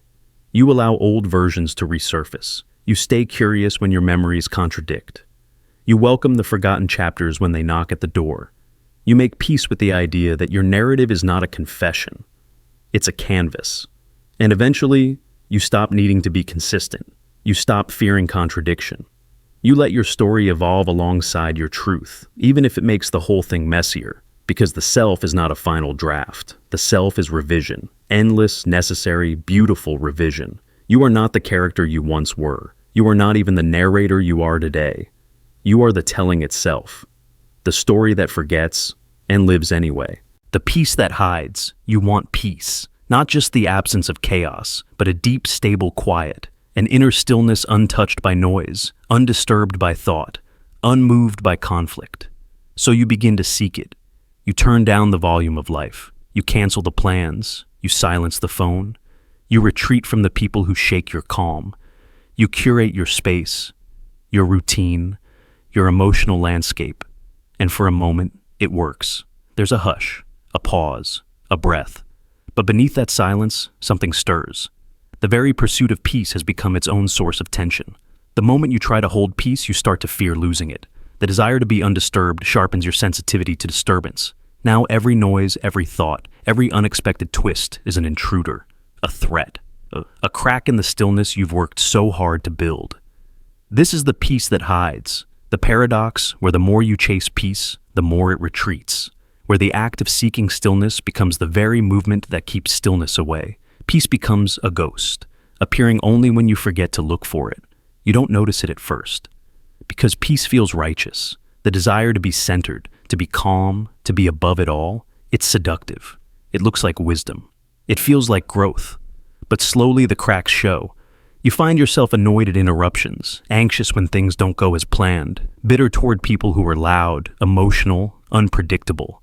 You say you want peace, but what you've built is a fortress, not serenity, control, and control is brittle. It cannot hold against life's currents. It cannot withstand sorrow, surprise, or truth, because peace born from elimination is always on edge, watching, waiting, defending. One email ruins your morning. One disagreement steals your stillness. One feeling, one memory, one messy moment, and the whole illusion dissolves. Because true peace does not arise from distance. It arises from presence. You can't reach it by filtering the world, or fixing yourself, or designing a perfect inner climate, because all of that is effort, and peace is the absence of effort. The moment you say, "I will be peaceful," you've already activated a kind of striving that contradicts the very state you long for. Peace cannot be pursued. It can only be remembered. It is not found in the absence of disturbance, but in the refusal to divide your experience into wanted and unwanted. It lives in the space where you stop running from what's uncomfortable and instead let it arrive, unfold, dissolve in its own time. Think of water. You cannot calm its surface by pushing down the ripples. You can only wait. Let gravity and stillness do what they do when left alone. The mind is the same. The more you fight its turbulence, the more you create waves. But the moment you stop chasing quiet is the moment quiet begins to settle. And here's the quiet tragedy. In trying so hard to protect your peace, you begin to fear life. You avoid depth. You shun intensity. You walk away from people who cry too easily, love too loudly, live too messily. You tell yourself you've outgrown them. But maybe you've just grown fragile. Because peace is not fragile. Real peace can stand in fire. Real peace can sit beside grief without needing to fix it. Real peace can hear shouting and still remain intact. Real peace doesn't flinch at emotion. It holds it. Real peace doesn't depend on the world being quiet. It only depends on you no longer resisting its noise. So, the path to peace is not paved. It's melted. It's the path that appears only when you stop walking, when you stop grasping, when you let the striving fall away. It's in the breath that comes after surrender, not the kind of surrender that means giving up, but the kind that means giving in to what's here, to what hurts, to what moves. Because in that softness, in that sacred letting go, you realize peace was never something to earn. It was what remained when the one seeking it disappeared. The loop that denies loop. You tell yourself you're not stuck, that you've moved on, that the worst is behind you. You say things like, "I've grown. That doesn't affect me anymore," or "I'm over it." But something inside still echoes, a flicker of doubt, a quiet repetition. The same fight, the same thought, the same choice dressed in new language. And when someone suggests you're still circling the same story, you get defensive. You say, "I'm not looping. I already worked through that." But what if the certainty is the loop? What if the denial is the confirmation? This is the loop that denies loop. A paradox where your insistence that you're not stuck is the very thing keeping you stuck. Because in a true loop, you don't feel trapped. You feel justified. You feel right. You feel like the repetition is evolution, when it's just new wallpaper on the same four walls. Let's make it real. Kabia keeps ending up in relationships that make her feel small. Each time she says, "This one's different," and it is. For a while. But months in, the pattern returns. She says, "Well, now I know what to look out for. That won't happen again." But it does. Because the loop doesn't just live in her choices, it lives in her reasons, her explanations, her belief that she's not in a loop. Or think of Rahul. He keeps jumping from one project to the next, always at the edge of burnout. He tells himself, "I've learned my limits this time." But weeks later, he's back in the same overload, the same spiral. And when someone asks if he's caught in a cycle, he says, "No, I'm just ambitious. This is different." But it's not. Because he's not repeating the problem. He's repeating the defense. That's how loops protect themselves. They wear the costume of progress. They use denial as camouflage. And the smarter you are, the more convincing your reasons become. You say, "I'm not avoiding, I'm setting boundaries." You say, I'm not stuck. I'm just waiting for the right time. You say, I'm not repeating, I'm refining. And sometimes it's true, but sometimes it's the loop talking, because the most powerful loops aren't the ones you admit. They're the ones you argue aren't happening. They make you feel self-aware, but only enough to believe you're growing, not enough to actually change. So, how do you know? How do you tell the difference between growth and rotation? You listen to your resistance, the place where your voice gets sharp. The part of you that says, I already dealt with this, and gets angry when someone asks again. That's the doorway. Because if you truly weren't looping, you wouldn't need to defend it. You'd be free, and freedom doesn't flinch. So what's the way out? It's not to shame yourself. It's to admit, with gentle honesty, that even awareness can be part of the trap. That your own insights might be looping themselves. That sometimes saying, I'm not in a loop, is just another loop. And when you see that, something softens. You stop fighting to be right. You start asking, what if I'm still inside it? Not with judgment, with curiosity. You open the possibility that even your healing process might be repeating itself. Even your self-work might be ritual, not movement. And you let that truth sting, just long enough to be real, because real change begins not with the breakthrough, but with the admission you haven't had it yet. That's where the spiral breaks, not with force, but with humility. So the next time you say, this isn't a loop, stop. Ask yourself, what part of me needs that to be true? And what happens if I let that part rest for a moment? You might feel lost, exposed, but also free. Because once you stop defending the loop, you start walking toward the exit. The question without surface. You ask, what is reality? You sit with it. You peel it back. You wonder if it's matter, energy, mind, simulation. You ask if it's out there or in here. You ask if it's shared or personal. And every answer you chase feels like a thread leading towards some final revelation. But stop. Something quiet is hiding beneath the question. Something rarely seen. Because when you ask, what is reality? You're already assuming it exists. You're assuming there is something real, something coherent, something with a surface you can reach and press your hand against. But what if that assumption is the illusion? What if the question itself carries the belief it's trying to examine? That's the paradox, the question without surface. Because the moment you ask about reality, you assume a place from which to ask. You assume a mind stable enough to grasp it, a perspective clean enough to measure it, a language sharp enough to slice into the void and bring back meaning. But what if all of that, the mind, the perspective, the language, is built inside the very thing you're trying to observe?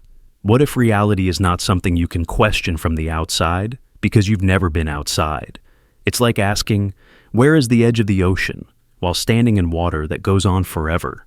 You think the question will lead you to something solid, but the more you chase it, the more the edges dissolve. Every time you define reality, you do so with thoughts. But thoughts arise within whatever reality is. Every time you describe it, you use words. But words are made from minds that evolved inside this system, not above it. So how can you stand apart from something that gave birth to the very tools you're using to examine it? It's like a dream character trying to define the dream while still inside it. You ask, is this a simulation? But you use simulated neurons to ask it. You ask, is this all material? But you use a mind, made of what you're questioning, to form the question. You ask, what's real? But the question is shaped by memory, language, bias, time, and all of that depends on the very reality you're trying to analyze. So, the question folds in on itself, and soon, you're not just doubting the answer, you're doubting the question. You see that every time you try to touch the surface, it moves. Not because it's hiding, but because maybe there is no surface. Maybe reality doesn't sit still long enough to be measured. Maybe it's not a thing to define, but a process to become, a dance, not a destination. And the more you try to hold it, the more it slips through your fingers. So you start to wonder, why ask at all? Why chase a question that contains its own collapse? Why keep walking into mirrors that show you only your own reflection? But maybe that's the point. Maybe the question isn't meant to deliver truth. Maybe it's meant to dissolve the illusion that there was a truth to find. Maybe it's not about what reality is. Maybe it's about feeling the futility of asking. And in that quiet breakdown, something deeper opens. You stop needing reality to be a noun. You stop needing it to be outside you. You stop demanding it obey your mind's hunger for structure. And suddenly there's just this. Not explained, not proven, not named, just happening. Just experience, unconfirmed, unfinished, uncertain. And it doesn't offer comfort. It offers presence. Not because you figured it out, but because you stopped trying to press a surface that was never there. The question didn't give you an answer. It took something away. It peeled back the illusion that reality was ever an object, and left you with a mystery that doesn't need solving, only witnessing. The knowing that consumes. You start with curiosity. You want to know, understand, control. You ask questions, read, learn. You crave answers, not just for the sake of knowledge, but for safety. Because if you can understand the world, maybe you can stop being afraid of it. You gather facts. The world starts to make sense. Patterns emerge. Systems reveal themselves. You begin to feel steady, empowered. You tell yourself, this is what it means to be wise. This is how I'll make sense of it all. But something happens. With every answer you find, 3 more questions appear. With every layer of truth, another layer of uncertainty unfolds beneath it. You begin to realize, the more you know, the more you see what you don't know. And suddenly, knowledge, once your anchor, becomes a spiral. This is the knowing that consumes. You started learning to feel grounded, but now the ground keeps moving. You learn about the mind and realize how little control we have over our thoughts. You learn about history and discover how much of it was written by the victors, shaped by bias, blurred by time. You learn about science and encounter probability, uncertainty, chaos, quantum strangeness. Truth starts to flicker. Reality bends. The world doesn't become clearer. It becomes deeper. And with depth comes doubt. You thought understanding would calm your mind, but now it only expands the landscape of your questions. You don't feel more certain. You feel more exposed. Like the light you shine reveals more darkness than it dispels. You know just enough to realize how much you don't. And now, you can't unsee it. You question your beliefs, your memories, your perceptions. You wonder if the self you've built is based on narratives, illusions, biology, survival. You stare into the mirror and ask, is this really me, or just a story stitched together by instinct and habit?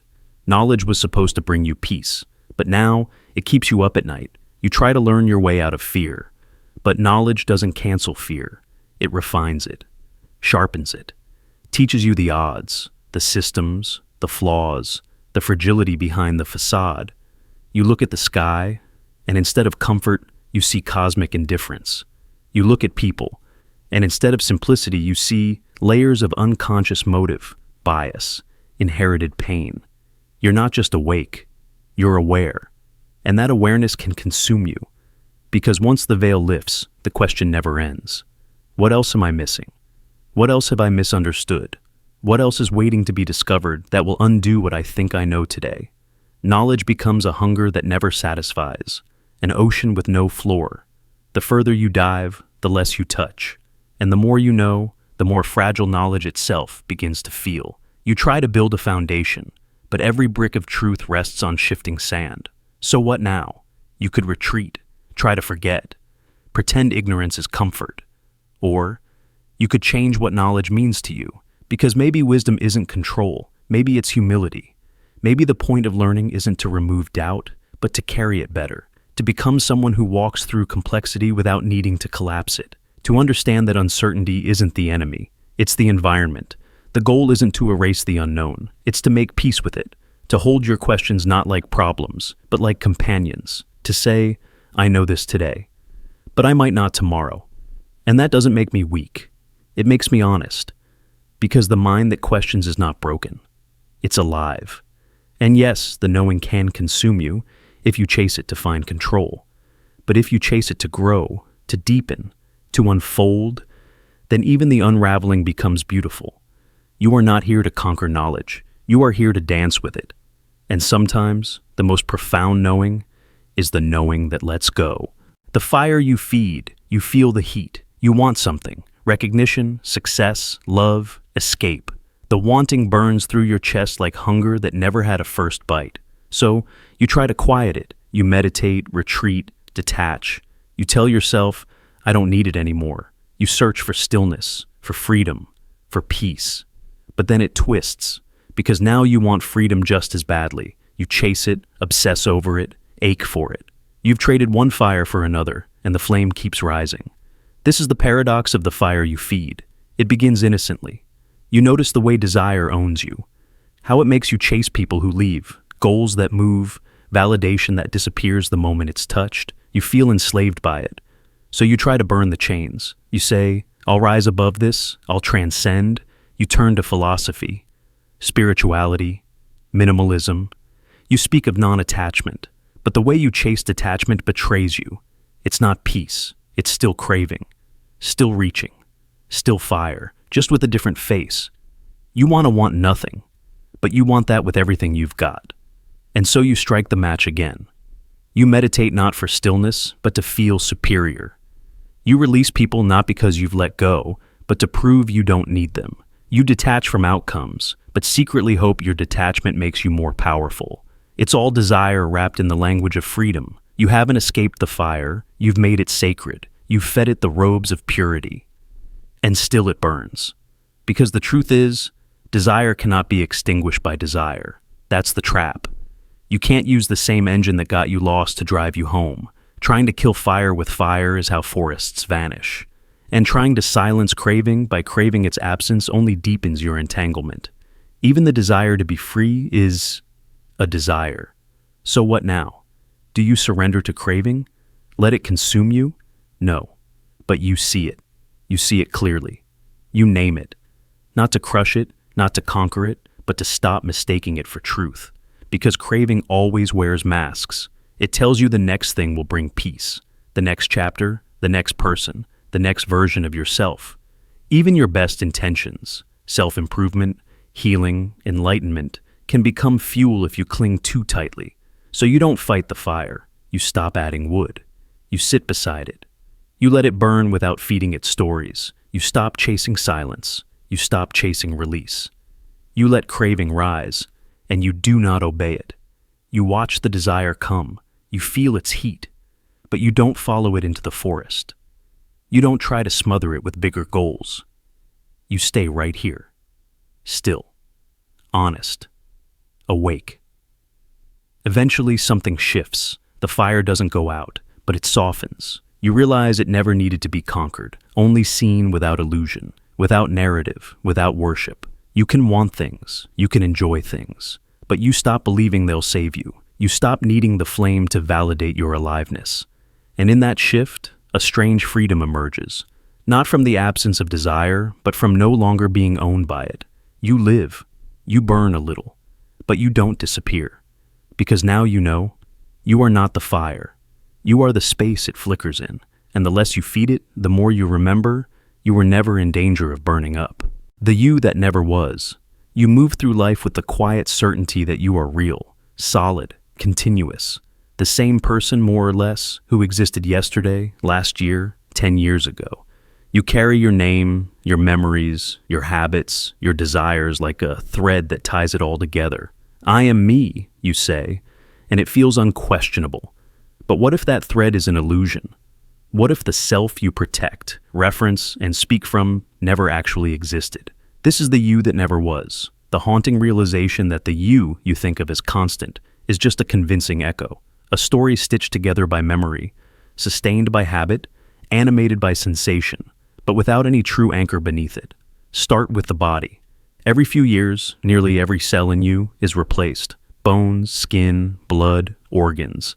Each has its own schedule of decay and renewal. The body you use to define yourself is not a fixed object. It's a shifting composition, a biological river. You can't point to a single atom in your body today that was in you 15 years ago. And yet, you say, this is me. Move to the brain. You trust your memories as the archive of your identity. But memory is not a recording, it's reconstruction. Every time you remember something, you're not replaying it, you're rewriting it. Emotions change it. Context reshapes it. Time blurs it. And still, you call this shifting pile of impressions your past. You say, I remember what I've been through. I know who I am because of it. But what if your past is more dream than document? Even your preferences, the way you think, speak, react, are not as stable as they seem. You liked something once, and then you didn't. You had beliefs you now disown. You behaved in ways you no longer recognize. Every version of you is temporary, yet you look in the mirror and say, this is who I've always been. Why? Because the brain is wired for narrative. It needs coherence. So it takes the fragments, the disjointed sensations, scattered moments, past faces, shifting fears, and it weaves a through line. It names it you, and you believe it. Because the alternative, that there is no core, no fixed self, no central narrator, feels like falling into nothing. And yet, look closer. There is no you can locate. There is no solid, unchanging observer behind your eyes. The mind flickers. The self reconfigures based on who you're with, what mood you're in, how much sleep you've had. One moment you're angry. The next, you're compassionate. One day you're confident, the next insecure. Which is the real you? All of them? None? The self you defend, the one you say is misunderstood, wounded, evolving, is a performance, a very convincing one, but a performance all the same. And the more you cling to it, the more you suffer, because now every change feels like death. Every contradiction feels like betrayal. Every deviation from your story feels like shame. But if the self is just an echo, an illusion, then what are you? You are what hears the echo. You are the awareness underneath the shifting. Not the story, but the silence the story unfolds within. And in that silence, there is no need to be consistent. No need to hold tightly to who you were. No need to explain why you feel differently than you did last week. The you that never was does not need defending. It only needs releasing. This is not nihilism. This is freedom. Because if you are not a fixed self, then you are not bound by old patterns. You are not limited to past versions. You are not imprisoned by your biography. You are not becoming. You are appearing moment by moment, ever new. And the question is no longer, who am I really? The question is, what will I be now that I know I'm free to shift? The echo still sounds. Let it. Just don't mistake it for something solid. You were never meant to be permanent. You were meant to flow. The path that moves, you want peace, clarity, freedom, truth. So you begin walking. You read, reflect, practice, meditate. You say, this is the path, the one to healing, the one to awakening, the one to becoming. But something strange happens. The more steps you take, the more the path shifts. What once felt clear becomes blurry. What once felt like progress becomes a loop. And every time you think you've arrived at something sacred, the ground beneath your feet rearranges. This is the path that moves. The paradox where every step toward enlightenment transforms what enlightenment means. Where the closer you get, the more the destination reshapes itself to match the one who's walking. You think you're chasing truth. But what you're really chasing is your evolving idea of truth. And that idea keeps moving. Because you keep moving. It starts innocently. You define growth. You say, to grow is to be calm, detached, present. And so you pursue stillness. But now, every emotion feels like failure. You feel sadness and call it regression. You feel anger and call it a setback. You've mistaken a definition for a destination. And now, the path is bending to match your judgment. It's no longer leading you forward. It's circling your expectations. Let's make it real. A man named Arav pursues non-attachment. He meditates, lets go, detaches from outcomes. But one day, he feels joy, strong, gripping, vulnerable.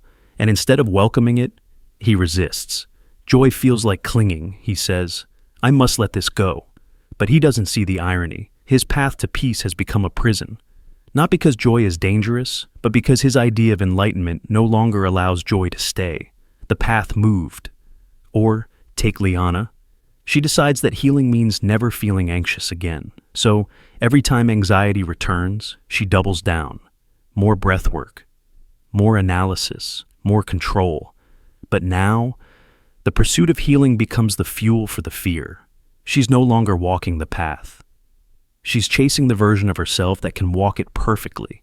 And that version always stays just out of reach, because the definition of healed moves further away each time she gets close. That's the trap. Every step you take is filtered through your current lens, and every lens changes what you call progress. So, the path reshapes itself in real time, not according to truth, but according to you. And when your idea of growth becomes too rigid, the path becomes a maze. You think you're lost, but you're only walking in a world designed by your definitions. Because here's the hard truth. You can't walk towards something you keep redefining. You say, "This is what awakening looks like." And then, when your experience doesn't match, you assume you're off course. But maybe the course was never fixed. Maybe the path isn't something you find. Maybe it's something that finds you when you stop steering it. So, what do? You loosen your grip. You stop carving enlightenment into a statue.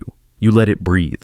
You allow the idea of growth to change as you change. You stop demanding that the path feel spiritual, or pretty, or linear, and instead, you stay present with what is. Not what should be. Not what a book said. Not what a past version of you believed. But what's here, raw, strange, alive. Because true growth doesn't match your definition of it.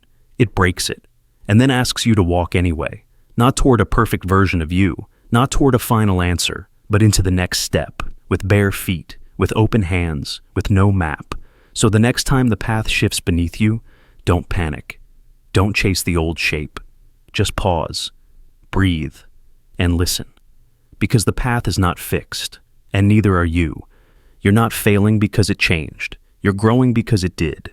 The self that deletes. You want to be free of it. The ego, the story, the mask, the grasping, the tension in your identity that says, "This is me, and I must protect it." You begin to see the patterns, the way you seek approval, the way you crave control, the way you cling to roles you didn't choose but now perform as if your life depends on it. You start to unhook. You meditate. You observe. You say, "That thought isn't me. That fear isn't mine. That pride, that shame, that comparison, I can watch it. I don't have to become it." And for a moment, you taste freedom. You glimpse the space beyond self-definition. You see the ego as architecture, built, not born. And you think, if I can dismantle this, I can be real, I can be empty, I can be free. So you begin the work of ego dissolution. But then, a shadow forms in the stillness. The one trying to erase the ego becomes the new ego, a subtler one, a more spiritual one, a self built on the idea of not having a self. And now you are attached to detachment, proud of your humility, performing non-performative presence. You say, "I've let go." But you secretly look to see if anyone noticed. You say, "I'm done with identity." But now that too is your identity. You want to delete the ego, but the hand that holds the eraser is still you. And in trying to disappear, you sharpen the outline. That's the paradox. The self that deletes. The one who tries to dissolve itself, but in doing so, reinforces its own reflection. The ego doesn't resist being watched. It adapts. It wears new clothes. It plays new roles. It becomes the one who seeks ego death and finds satisfaction in the seeking. It says, "Look at me not wanting to be seen." It says, "Look how formless I've become." But formlessness cannot be worn, and selflessness cannot be owned. So you circle. You try to vanish into silence. But the silence echoes your own effort. You try to let go. But even the letting go becomes grasping. You stop talking, but the mind still narrates your restraint. You walk gently, but now the walk itself is curated. And the ego, it smiles. Because it didn't die. It just moved. To the place you thought was safe. To the place you thought was sacred. It became the part of you trying to not be you. And now, you're stuck. Not in ego, but in the fight with it. You've made it the enemy. You've made it something to conquer. But war is ego's language, and in trying to win, you've already lost. So what now? Do you give up the search? No. But you stop searching against yourself. You stop pretending that the ego is a mistake. You stop trying to scrub it out of existence with the same hands it gave you. Because the self doesn't dissolve through force. It softens through truth, through seeing, through noticing, not judging, through witnessing, not weaponizing awareness. You say, "Ah, there's the ego again, wanting to be the one who has no ego," and you smile. Not because you've killed it, but because you're no longer afraid of it. You don't push it away. You don't chase it off the stage. You let it speak. And in speaking, it quiets. Because the ego doesn't need to be destroyed. It just needs to be seen without being believed. It loses its grip when you stop needing it to go away. You let it be part of the landscape, not the driver, not the villain, not the guide, just a passing sound. And behind that sound, stillness. The one who doesn't need a name. The one who was never building or deleting anything. The one who is just here, watching the self try to delete itself, and smiling. The mirror mind illusion. You sit in silence, and you ask, what is mind? What is this voice that speaks when no one else is around? What is this stream of thought, this field of perception, this constant flicker of awareness? And mind replies, with language, with logic, with metaphor. It tries to define itself. It builds images of consciousness, models of cognition, maps of thought. It draws diagrams, tells stories, names parts of the brain, offers theories of the self. But something never feels right. The answer circles, but never lands. It sharpens, but never resolves, because the thing doing the asking is also the thing answering. And so, the loop begins. This is the mirror mind illusion. You ask the mind to explain the mind, but the mind cannot step outside itself. It cannot observe itself from elsewhere. It's like a flashlight trying to shine on its own bulb, like a camera trying to take a picture of its own lens. It can reflect, but it cannot escape. You think you're getting closer to truth, but really, you're watching reflections of reflections, thoughts about thoughts, feelings about thoughts, then thoughts about those feelings. Mirrors facing mirrors, stretching into a tunnel of infinite regress. And the deeper you go, the more convincing the illusion becomes. The mind doesn't say, I don't know. It keeps answering. It gives you theories, concepts, spiritual metaphors, neurological scans, but every answer is still coming from inside. And so, it loops. Not because it's wrong, but because it can't be otherwise. You say, I am aware. But who is the I in that sentence? Is it a soul, a neural pattern, a cultural construction, or just another thought, posing as a thinker? You can't tell, because every time you reach for the self moves.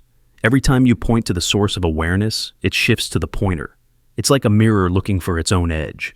And still, we keep asking.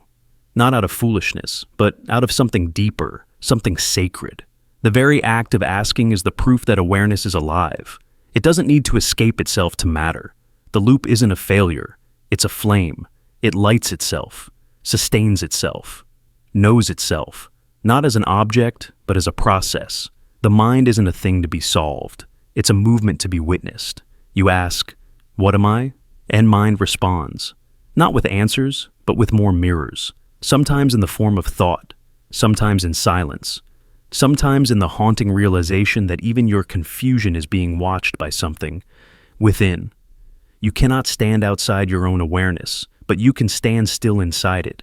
And when you do, something shifts. You begin to notice the illusion, not as deception, but as beauty. The mind reflecting on mind isn't a glitch. It's the very experience of being conscious. It's what allows poetry, philosophy, curiosity, suffering, wonder. You are not broken because you can't escape the loop. You are human because you live inside it. You don't need to break the mirror. You just need to stop trying to find its edge. Let it reflect, let it fold, let it shimmer in its own endless dance. Because in the place where no final answer arrives, something deeper does. Presence, the quiet awareness that doesn't ask to be known, only felt. The end that begins.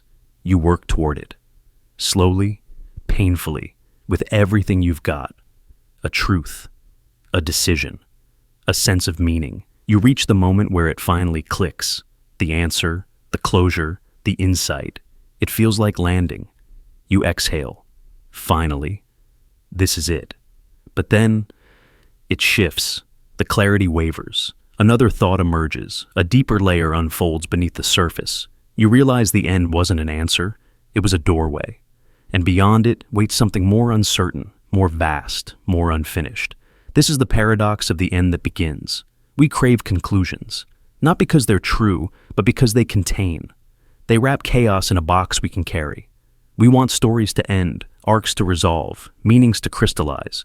So we work toward them like destinations, believing that when we get there, the tension will dissolve. We say, once I understand this, I'll feel peace. Once I choose this, I'll be free. Once I know who I am, I can rest. But every end you reach only opens another path beneath it. Every conclusion quietly becomes a prelude, because life doesn't hand out full stops, only commas disguised as periods. You leave the relationship. It felt final. But now you're faced with the question, who am I without them? You forgive someone. It feels like healing. But now you're left with the ache of what never got said. You find the meaning behind your suffering. And then you wonder, why did I need it to mean anything at all? It doesn't stop. Because every conclusion depends on the question that preceded it. And once the conclusion forms, it shifts the entire context, like nesting dolls of understanding, each revelation only exposing a deeper unknown. You solve the puzzle, only to find it's a piece in a larger puzzle. You answer the question, only to realize it was never the right question to begin with. And so, peace becomes fleeting. Not because you're broken, but because you are evolving. The self that sought the answer is not the same self that receives it. And the moment you arrive, you are already becoming someone who needs a different map. That's the strange cruelty of consciousness. It never lets you stay arrived. The moment you think you found it, the bottom falls out. Not because something is wrong, but because this is what it means to be aware. The mind seeks structure, and awareness dissolves it. Over and over again. It feels like a betrayal, but it's actually an invitation. An invitation to stop worshiping resolution. To stop treating every milestone like a finish line. To stop confusing closure with wholeness. Because the moment you get the answer, a deeper self begins to stir. Not to undo your progress, but to remind you that the journey was never about the destination.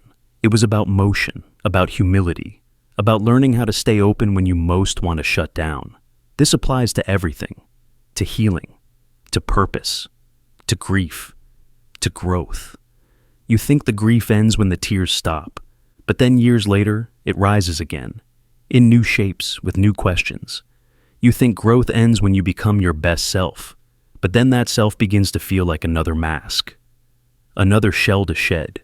You say, this is who I am.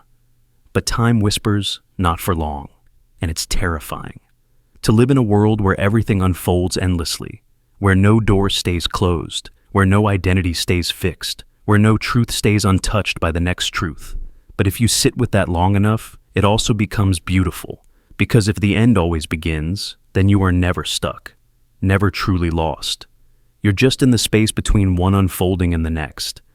There's always more to learn, more to unlearn, more to become. It doesn't mean you can't rest. It just means you don't confuse rest for arrival.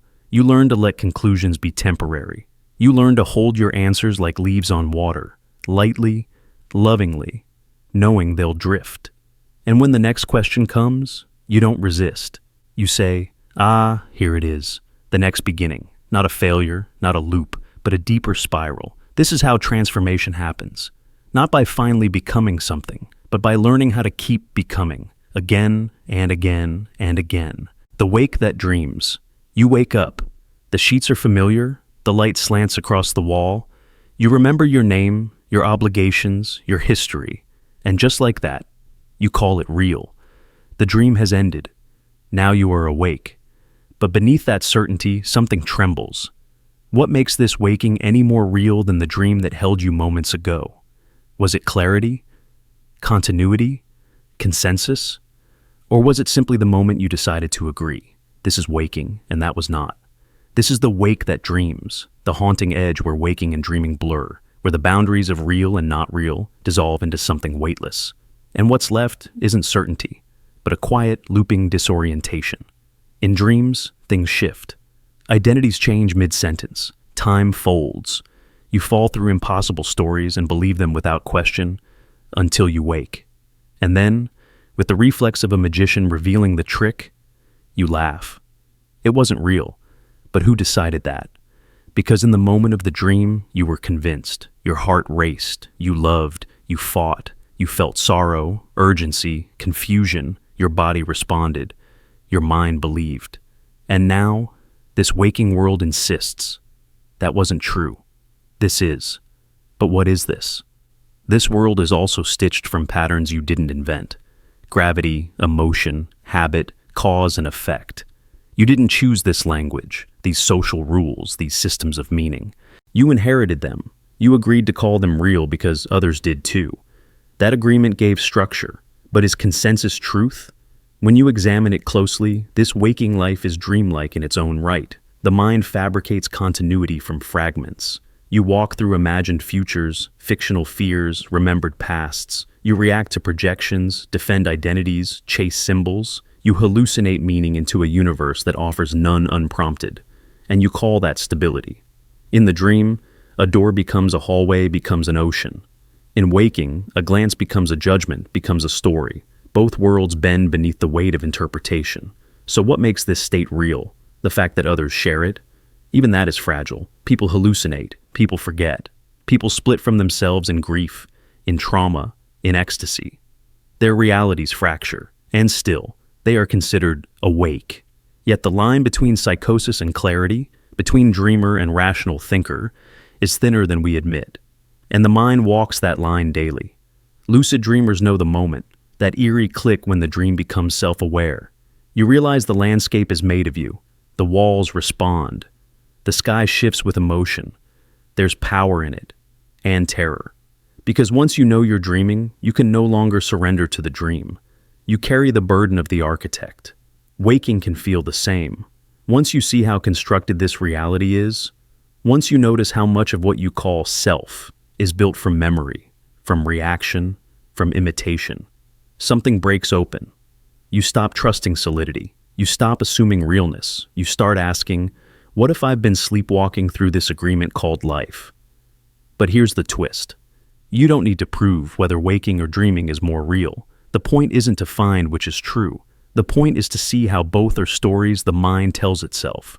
Stories that feel complete until you question the narrator. You may never find the core. You may never land in a state that stays. But you can begin to live with your eyes slightly open in both worlds. To treat waking with the wonder of a dream.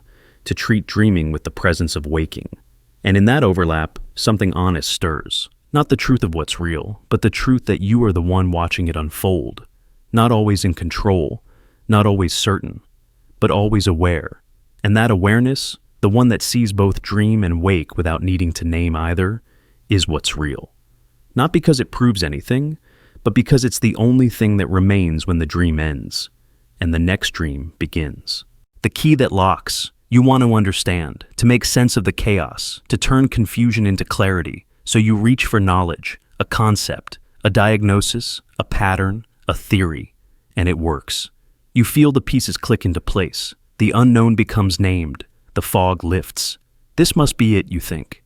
The answer, the key. But something else happens. As the world sharpens, it also shrinks. Now you can't unsee your theory. You can't unknow your framework. And what once opened a door begins to define the room.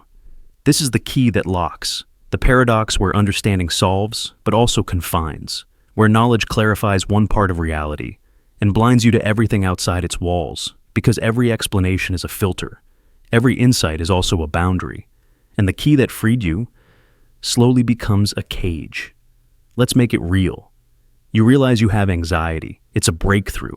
Years of tension, shame, restlessness now have a name. You feel relief. But soon, every emotion is scanned through that lens. You stop asking what's wrong now and start assuming, it's just my anxiety. You stop questioning the environment and start questioning yourself. You were unlocked by knowledge and then slowly relocked by it. Or take Arjun. He learns about attachment theory. He sees himself as the anxious type. It explains so much. His patterns, his fears, his relationships. But now, in every interaction, he rehearses the script. Of course I'm reacting this way. I'm anxiously attached. It becomes his label, his shield. And now, he's not meeting others. He's meeting models. He's not seeing people. He's seeing patterns. The key worked. But it also narrowed the doorway. That's what knowledge does. It gives structure to chaos, but it also builds walls, because once you define something, you stop seeing what it could be. The child who learns that trees are plants might stop noticing their mystery. The artist who masters technique might forget how to make something ugly. The person who finds a belief might stop asking bigger questions, because clarity feels safer than curiosity. And mystery is exhausting. So we cling to the key. We repeat the explanation. We say, "This is what I am." This is how life works. This is what healing looks like. And in doing so, we trade openness for certainty. But here's the truth. Every understanding conceals another one. Every model leaves something out. Every belief creates a shadow. And if you stare too long at what's been illuminated, you forget there's more behind you. So, what do? You don't throw away the key. You honor it. You thank it. But you also stay suspicious of it. You ask, what am I not seeing because I believe this so deeply? What possibilities are hidden behind my certainty? You realize that wisdom isn't about having the final answer. It's about remembering that every answer is temporary, that every mental tool you use is also a lens that distorts, and that real growth comes not just from knowing more, but from loosening your grip on what you know. So the next time you find relief in an explanation, let it guide you. Let it free you. But don't mistake the map for the mountain. Don't mistake the key for the whole house.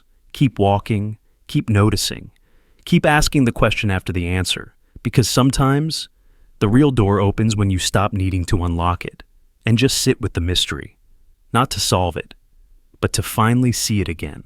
The awareness watches itself. Awareness turns inward. It looks at itself, not outward, not at thought, not at sensation, but at the very fact that it's aware. It says, I am. And in that moment, it believes it has found something real, something stable, a truth beneath all truths, a witness untouched by the noise. But then something strange happens. The I that says I am starts to shimmer. It doesn't hold, because that I is still an object inside awareness. It's another shape, another thought, another ripple in the still water. And suddenly, awareness watching itself becomes a hall of mirrors, each reflection pointing to another, each layer collapsing the one before it. You say, I am aware. But who is saying that? What watches the one who claims to be aware? What notices the feeling of being the watcher? You peel it back, layer by layer. And every time you think you've found the root, you find another watcher watching. And now, there's no anchor, no reference point, no center. Just witnessing itself, noticing the noticing. And it's beautiful and terrifying because the self dissolves, not just the ego, but the sense of location, the illusion of ownership, the quiet belief that there's someone having awareness rather than just awareness happening. You search for ground, but there is none. Every time you try to hold on to a thought like, this is me, it slips, because that thought is inside awareness, not the source, not the holder, just content, floating. And what's behind it? More awareness, but not shaped, not named, not personal, just presence, unclaimed. And now, you're not thinking anymore. You're being watched, not by something else, but by no one. Awareness watching itself doesn't land on anything. It just shines. There's no anchor, no object to cling to. Just this infinite openness, looking at itself with no eyes. And in that openness, the question falls apart. Who am I becomes irrelevant.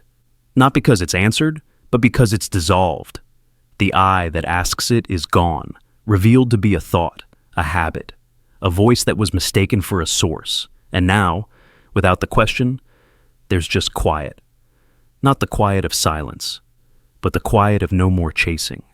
No more reaching for a self behind the mirror, just awareness, unmoved, uncontained, and still, something stirs.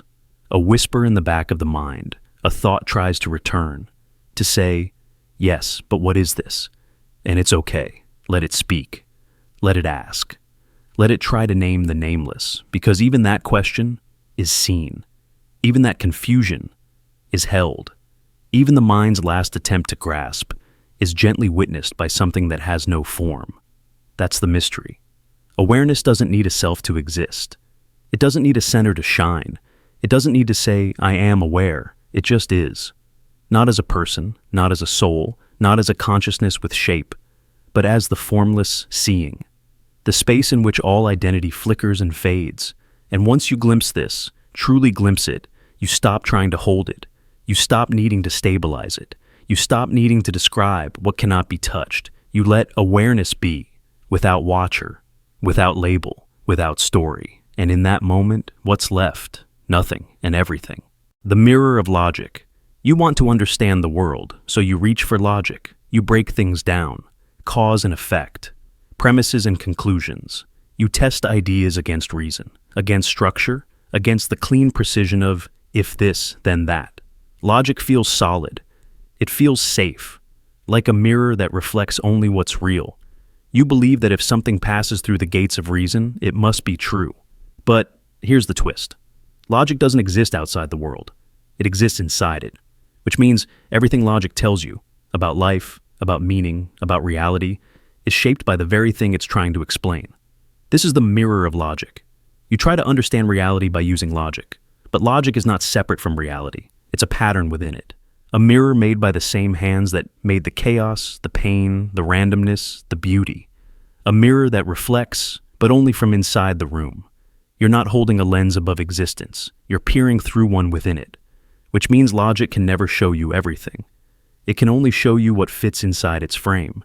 You build models, equations, systems of thought, but every one of them rests on assumptions, on definitions, on axioms you cannot prove from within the system itself. You say, 2 + 2 = 4, but that's true only because we've defined the world where that makes sense. And when you step into questions of existence, of time, of consciousness, logic begins to blur, because it was never built to hold the infinite, only to help us navigate the measurable. And yet, you rely on it, desperately, because the unknown is terrifying. The vastness of life without structure, without reason, feels like a threat, so you cling to logic not just as a tool, but as a comfort. You want it to be a compass. But maybe it's only a mirror, reflecting what already makes sense to the mind that built it. Think of this. We don't use logic to measure dreams or grief or the taste of memory. We use it to analyze, but not to feel. We use it to predict, but not to live. And when we try to use logic to explain everything, love, death, art, awareness, it falls short. Not because it's broken, but because it's bounded. You are not wrong to use logic, but you are mistaken if you believe it can take you beyond the walls of the house it was built inside. The mind created logic to explore its world, but now we try to use it to explain the mind itself. That's the loop, the echo chamber. Logic studying the source of logic. Thought analyzing the roots of thought. A mirror trying to understand why it exists by staring at its own reflection. You begin to believe in the illusion of objectivity, but objectivity itself is an idea inside the system. So what do? You use logic, but hold it gently. You ask questions, but let them dissolve when they reach the edge. You stop demanding that everything make perfect sense, because sometimes the most honest answer is, I don't know. And in that space, something else awakens. Not ignorance, but humility. A kind of reverence for the parts of reality that logic cannot hold. The mystery that resists measurement. The truths that live in silence, not syllogisms. Logic is powerful. It sharpens thought. It clarifies confusion. It builds bridges between ideas. But it is not the sky. It is a map. And maps are not the terrain. So you keep the mirror. You polish it. You use it. But you remember, it reflects only what fits within its shape. And outside that, there is still wonder. There is still truth, even if it cannot be proven. The dreamer never dreamed. You lie still in the dark, watching your thoughts like a film behind your eyes. A self appears, imaginative, reflective, distant. This self begins to dream of a better version, of a different life, of meaning, of escape. And then, quietly, a strange doubt arises. Who is doing the dreaming? You pull back. You peer inward. You expect to find the dreamer behind the curtain, but instead, you find another dream, another layer, another self imagining the dreamer. And the deeper you look, the further away you get from an origin. This is the loop of the dreamer never dreamed. You imagine that somewhere inside you is a core, some central I that dreams, that thinks, that chooses. But when you follow the path inward, it splits. At first, it's subtle. A feeling that the dreamer is separate from the dreamed, that the observer stands outside the thing it watches. But then the illusion cracks. You realize that each observer is itself being observed. Each dreamer is being dreamed. Each thought of self is just another version of the same loop, recursing forever without a beginning. The self you dream of, the enlightened one, the brave one, the healed one, that's already a dream, a projection from somewhere else, from conditioning, from memory, from a hunger to be whole. You think that self is the origin, but it isn't. It's another echo, another hallucination in the hall of mirrors. And you try to go further, to reach the first thought, the first dreamer, the true mind that created the others. But every time you look, it slips away. What you find instead is a new position of awareness, a higher level witness. You think, this must be it. But that too is just another dream looking at the last one. The deeper you search for the origin, the more you realize there was no first thought. Just an unfolding, just a flowering of nested reflections.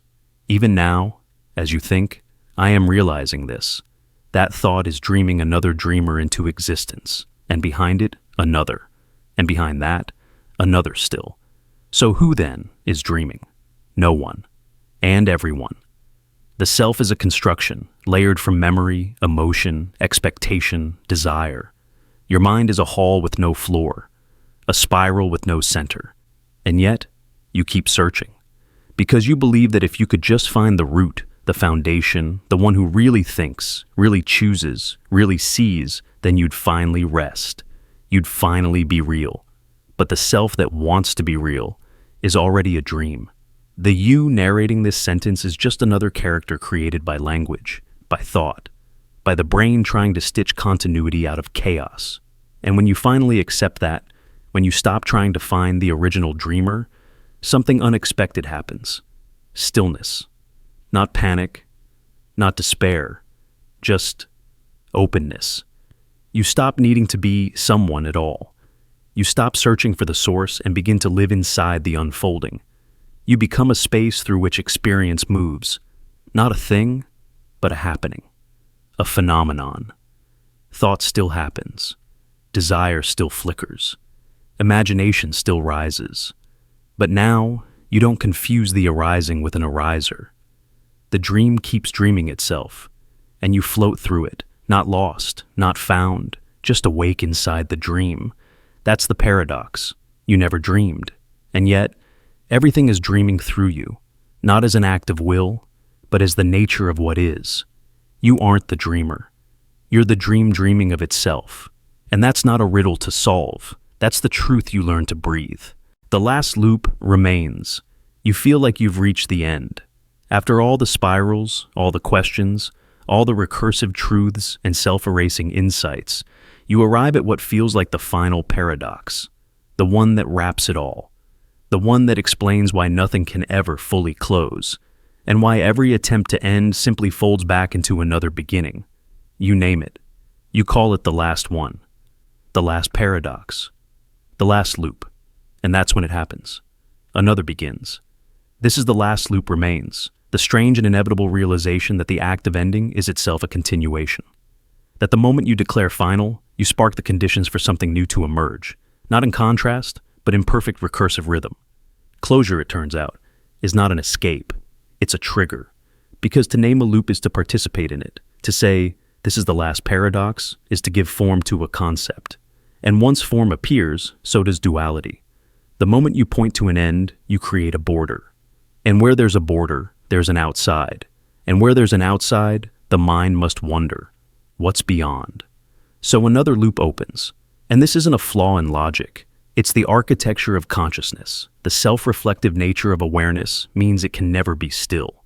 It folds upon itself, not because it's broken, but because it sees itself. And in seeing, it recreates. You try to leave the hall of mirrors, only to realize the exit is another mirror. Even silence speaks. Even stillness pulses. Even surrender contains the seed of new grasping. Because the one who surrenders is still watching, still aware, still looping.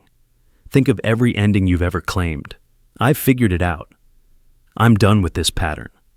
This time, it's different. That was the last time I fall for this. Each felt like closure. Each was followed by the unexpected return of something you thought was buried. Why? Because the act of declaring done creates a vantage point, a place from which you now observe, evaluate, anticipate. The cycle didn't end. It evolved. And this realization can feel maddening. You crave rest, a still point, a place where the mind can stop folding, where questions resolve, where identity lands and doesn't melt. But the truth is, there is no final insight, no ultimate arrival, no last loop, because loops aren't mistakes. They are structure. They are breath. They are the rhythm of awareness dancing with itself, forgetting and remembering, naming and dissolving, seeking and releasing. The moment you know the pattern is the moment you re-enter it with new eyes. You might say, so nothing means anything? No. It means everything is always becoming, even your endings. You may pause, rest, let go, but the mind is not a straight line. It is a spiral staircase with no ceiling. Every level looks familiar. Every step feels like return, but you're always slightly higher or deeper or somewhere in between. And perhaps that's not defeat. Perhaps it's design. Maybe meaning was never about completion, but about the ability to stay present inside a structure that never stays still.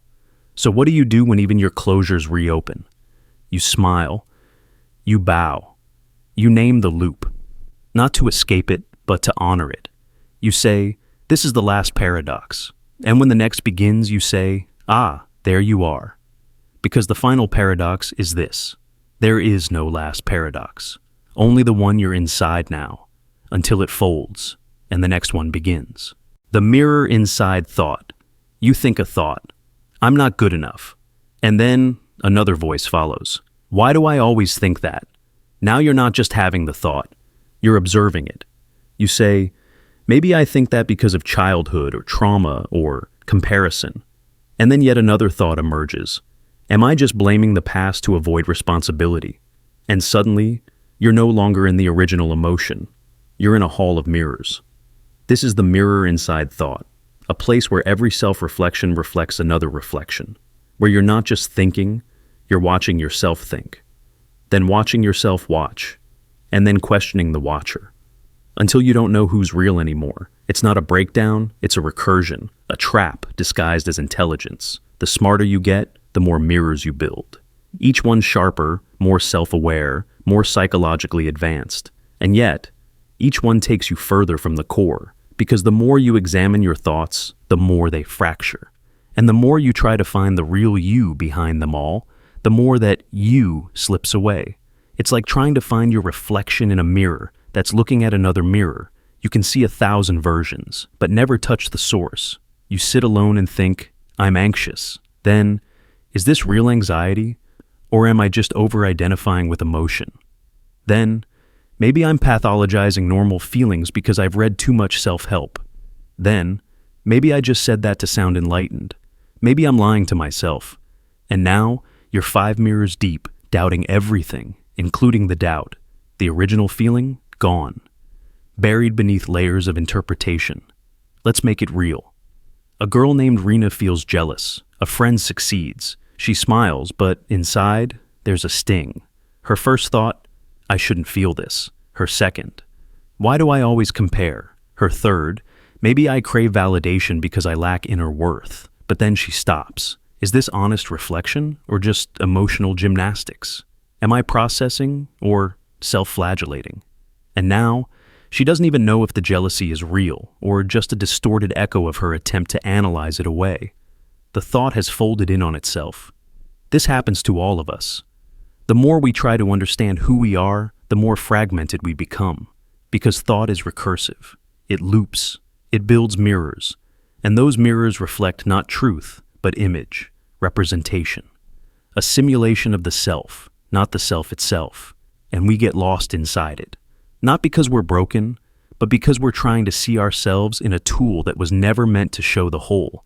A mirror can't show what's behind it, and a thought can't grasp what's thinking it. So you spiral. And sometimes that spiral looks like growth. You journal, you analyze, you psychoanalyze, you meditate, you pick apart every impulse until your identity becomes a spreadsheet of mental patterns. But instead of clarity, you get distortion. You become so self-aware, you forget how to be. So, what's the way out? Not to smash the mirrors, not to stop thinking, but to realize what mirrors are. They reflect, they suggest, but they're not the thing itself. Your thoughts about yourself are not yourself. They're echoes, descriptions, shadows of an experience too vast to name. And sometimes, the most honest thing you can do is stop chasing the perfect reflection and step into the present. Feel without explaining. Act without dissecting. Exist without naming every part. Because beneath the mirrors, beneath the polished thoughts and intellectual scaffolding, there is a quiet you. Not the version you explain to others. Not the voice that narrates every moment. Just the you that is. The one who feels the warmth of sunlight without turning it into metaphor. The one who laughs before analyzing the punchline. The one who exists beyond the glass. You'll never fully describe that self. You'll never fully see it from the outside. But you can touch it in stillness, in the pause between mirrors, and that, right there, is real. Not because it's understood, but because it's lived.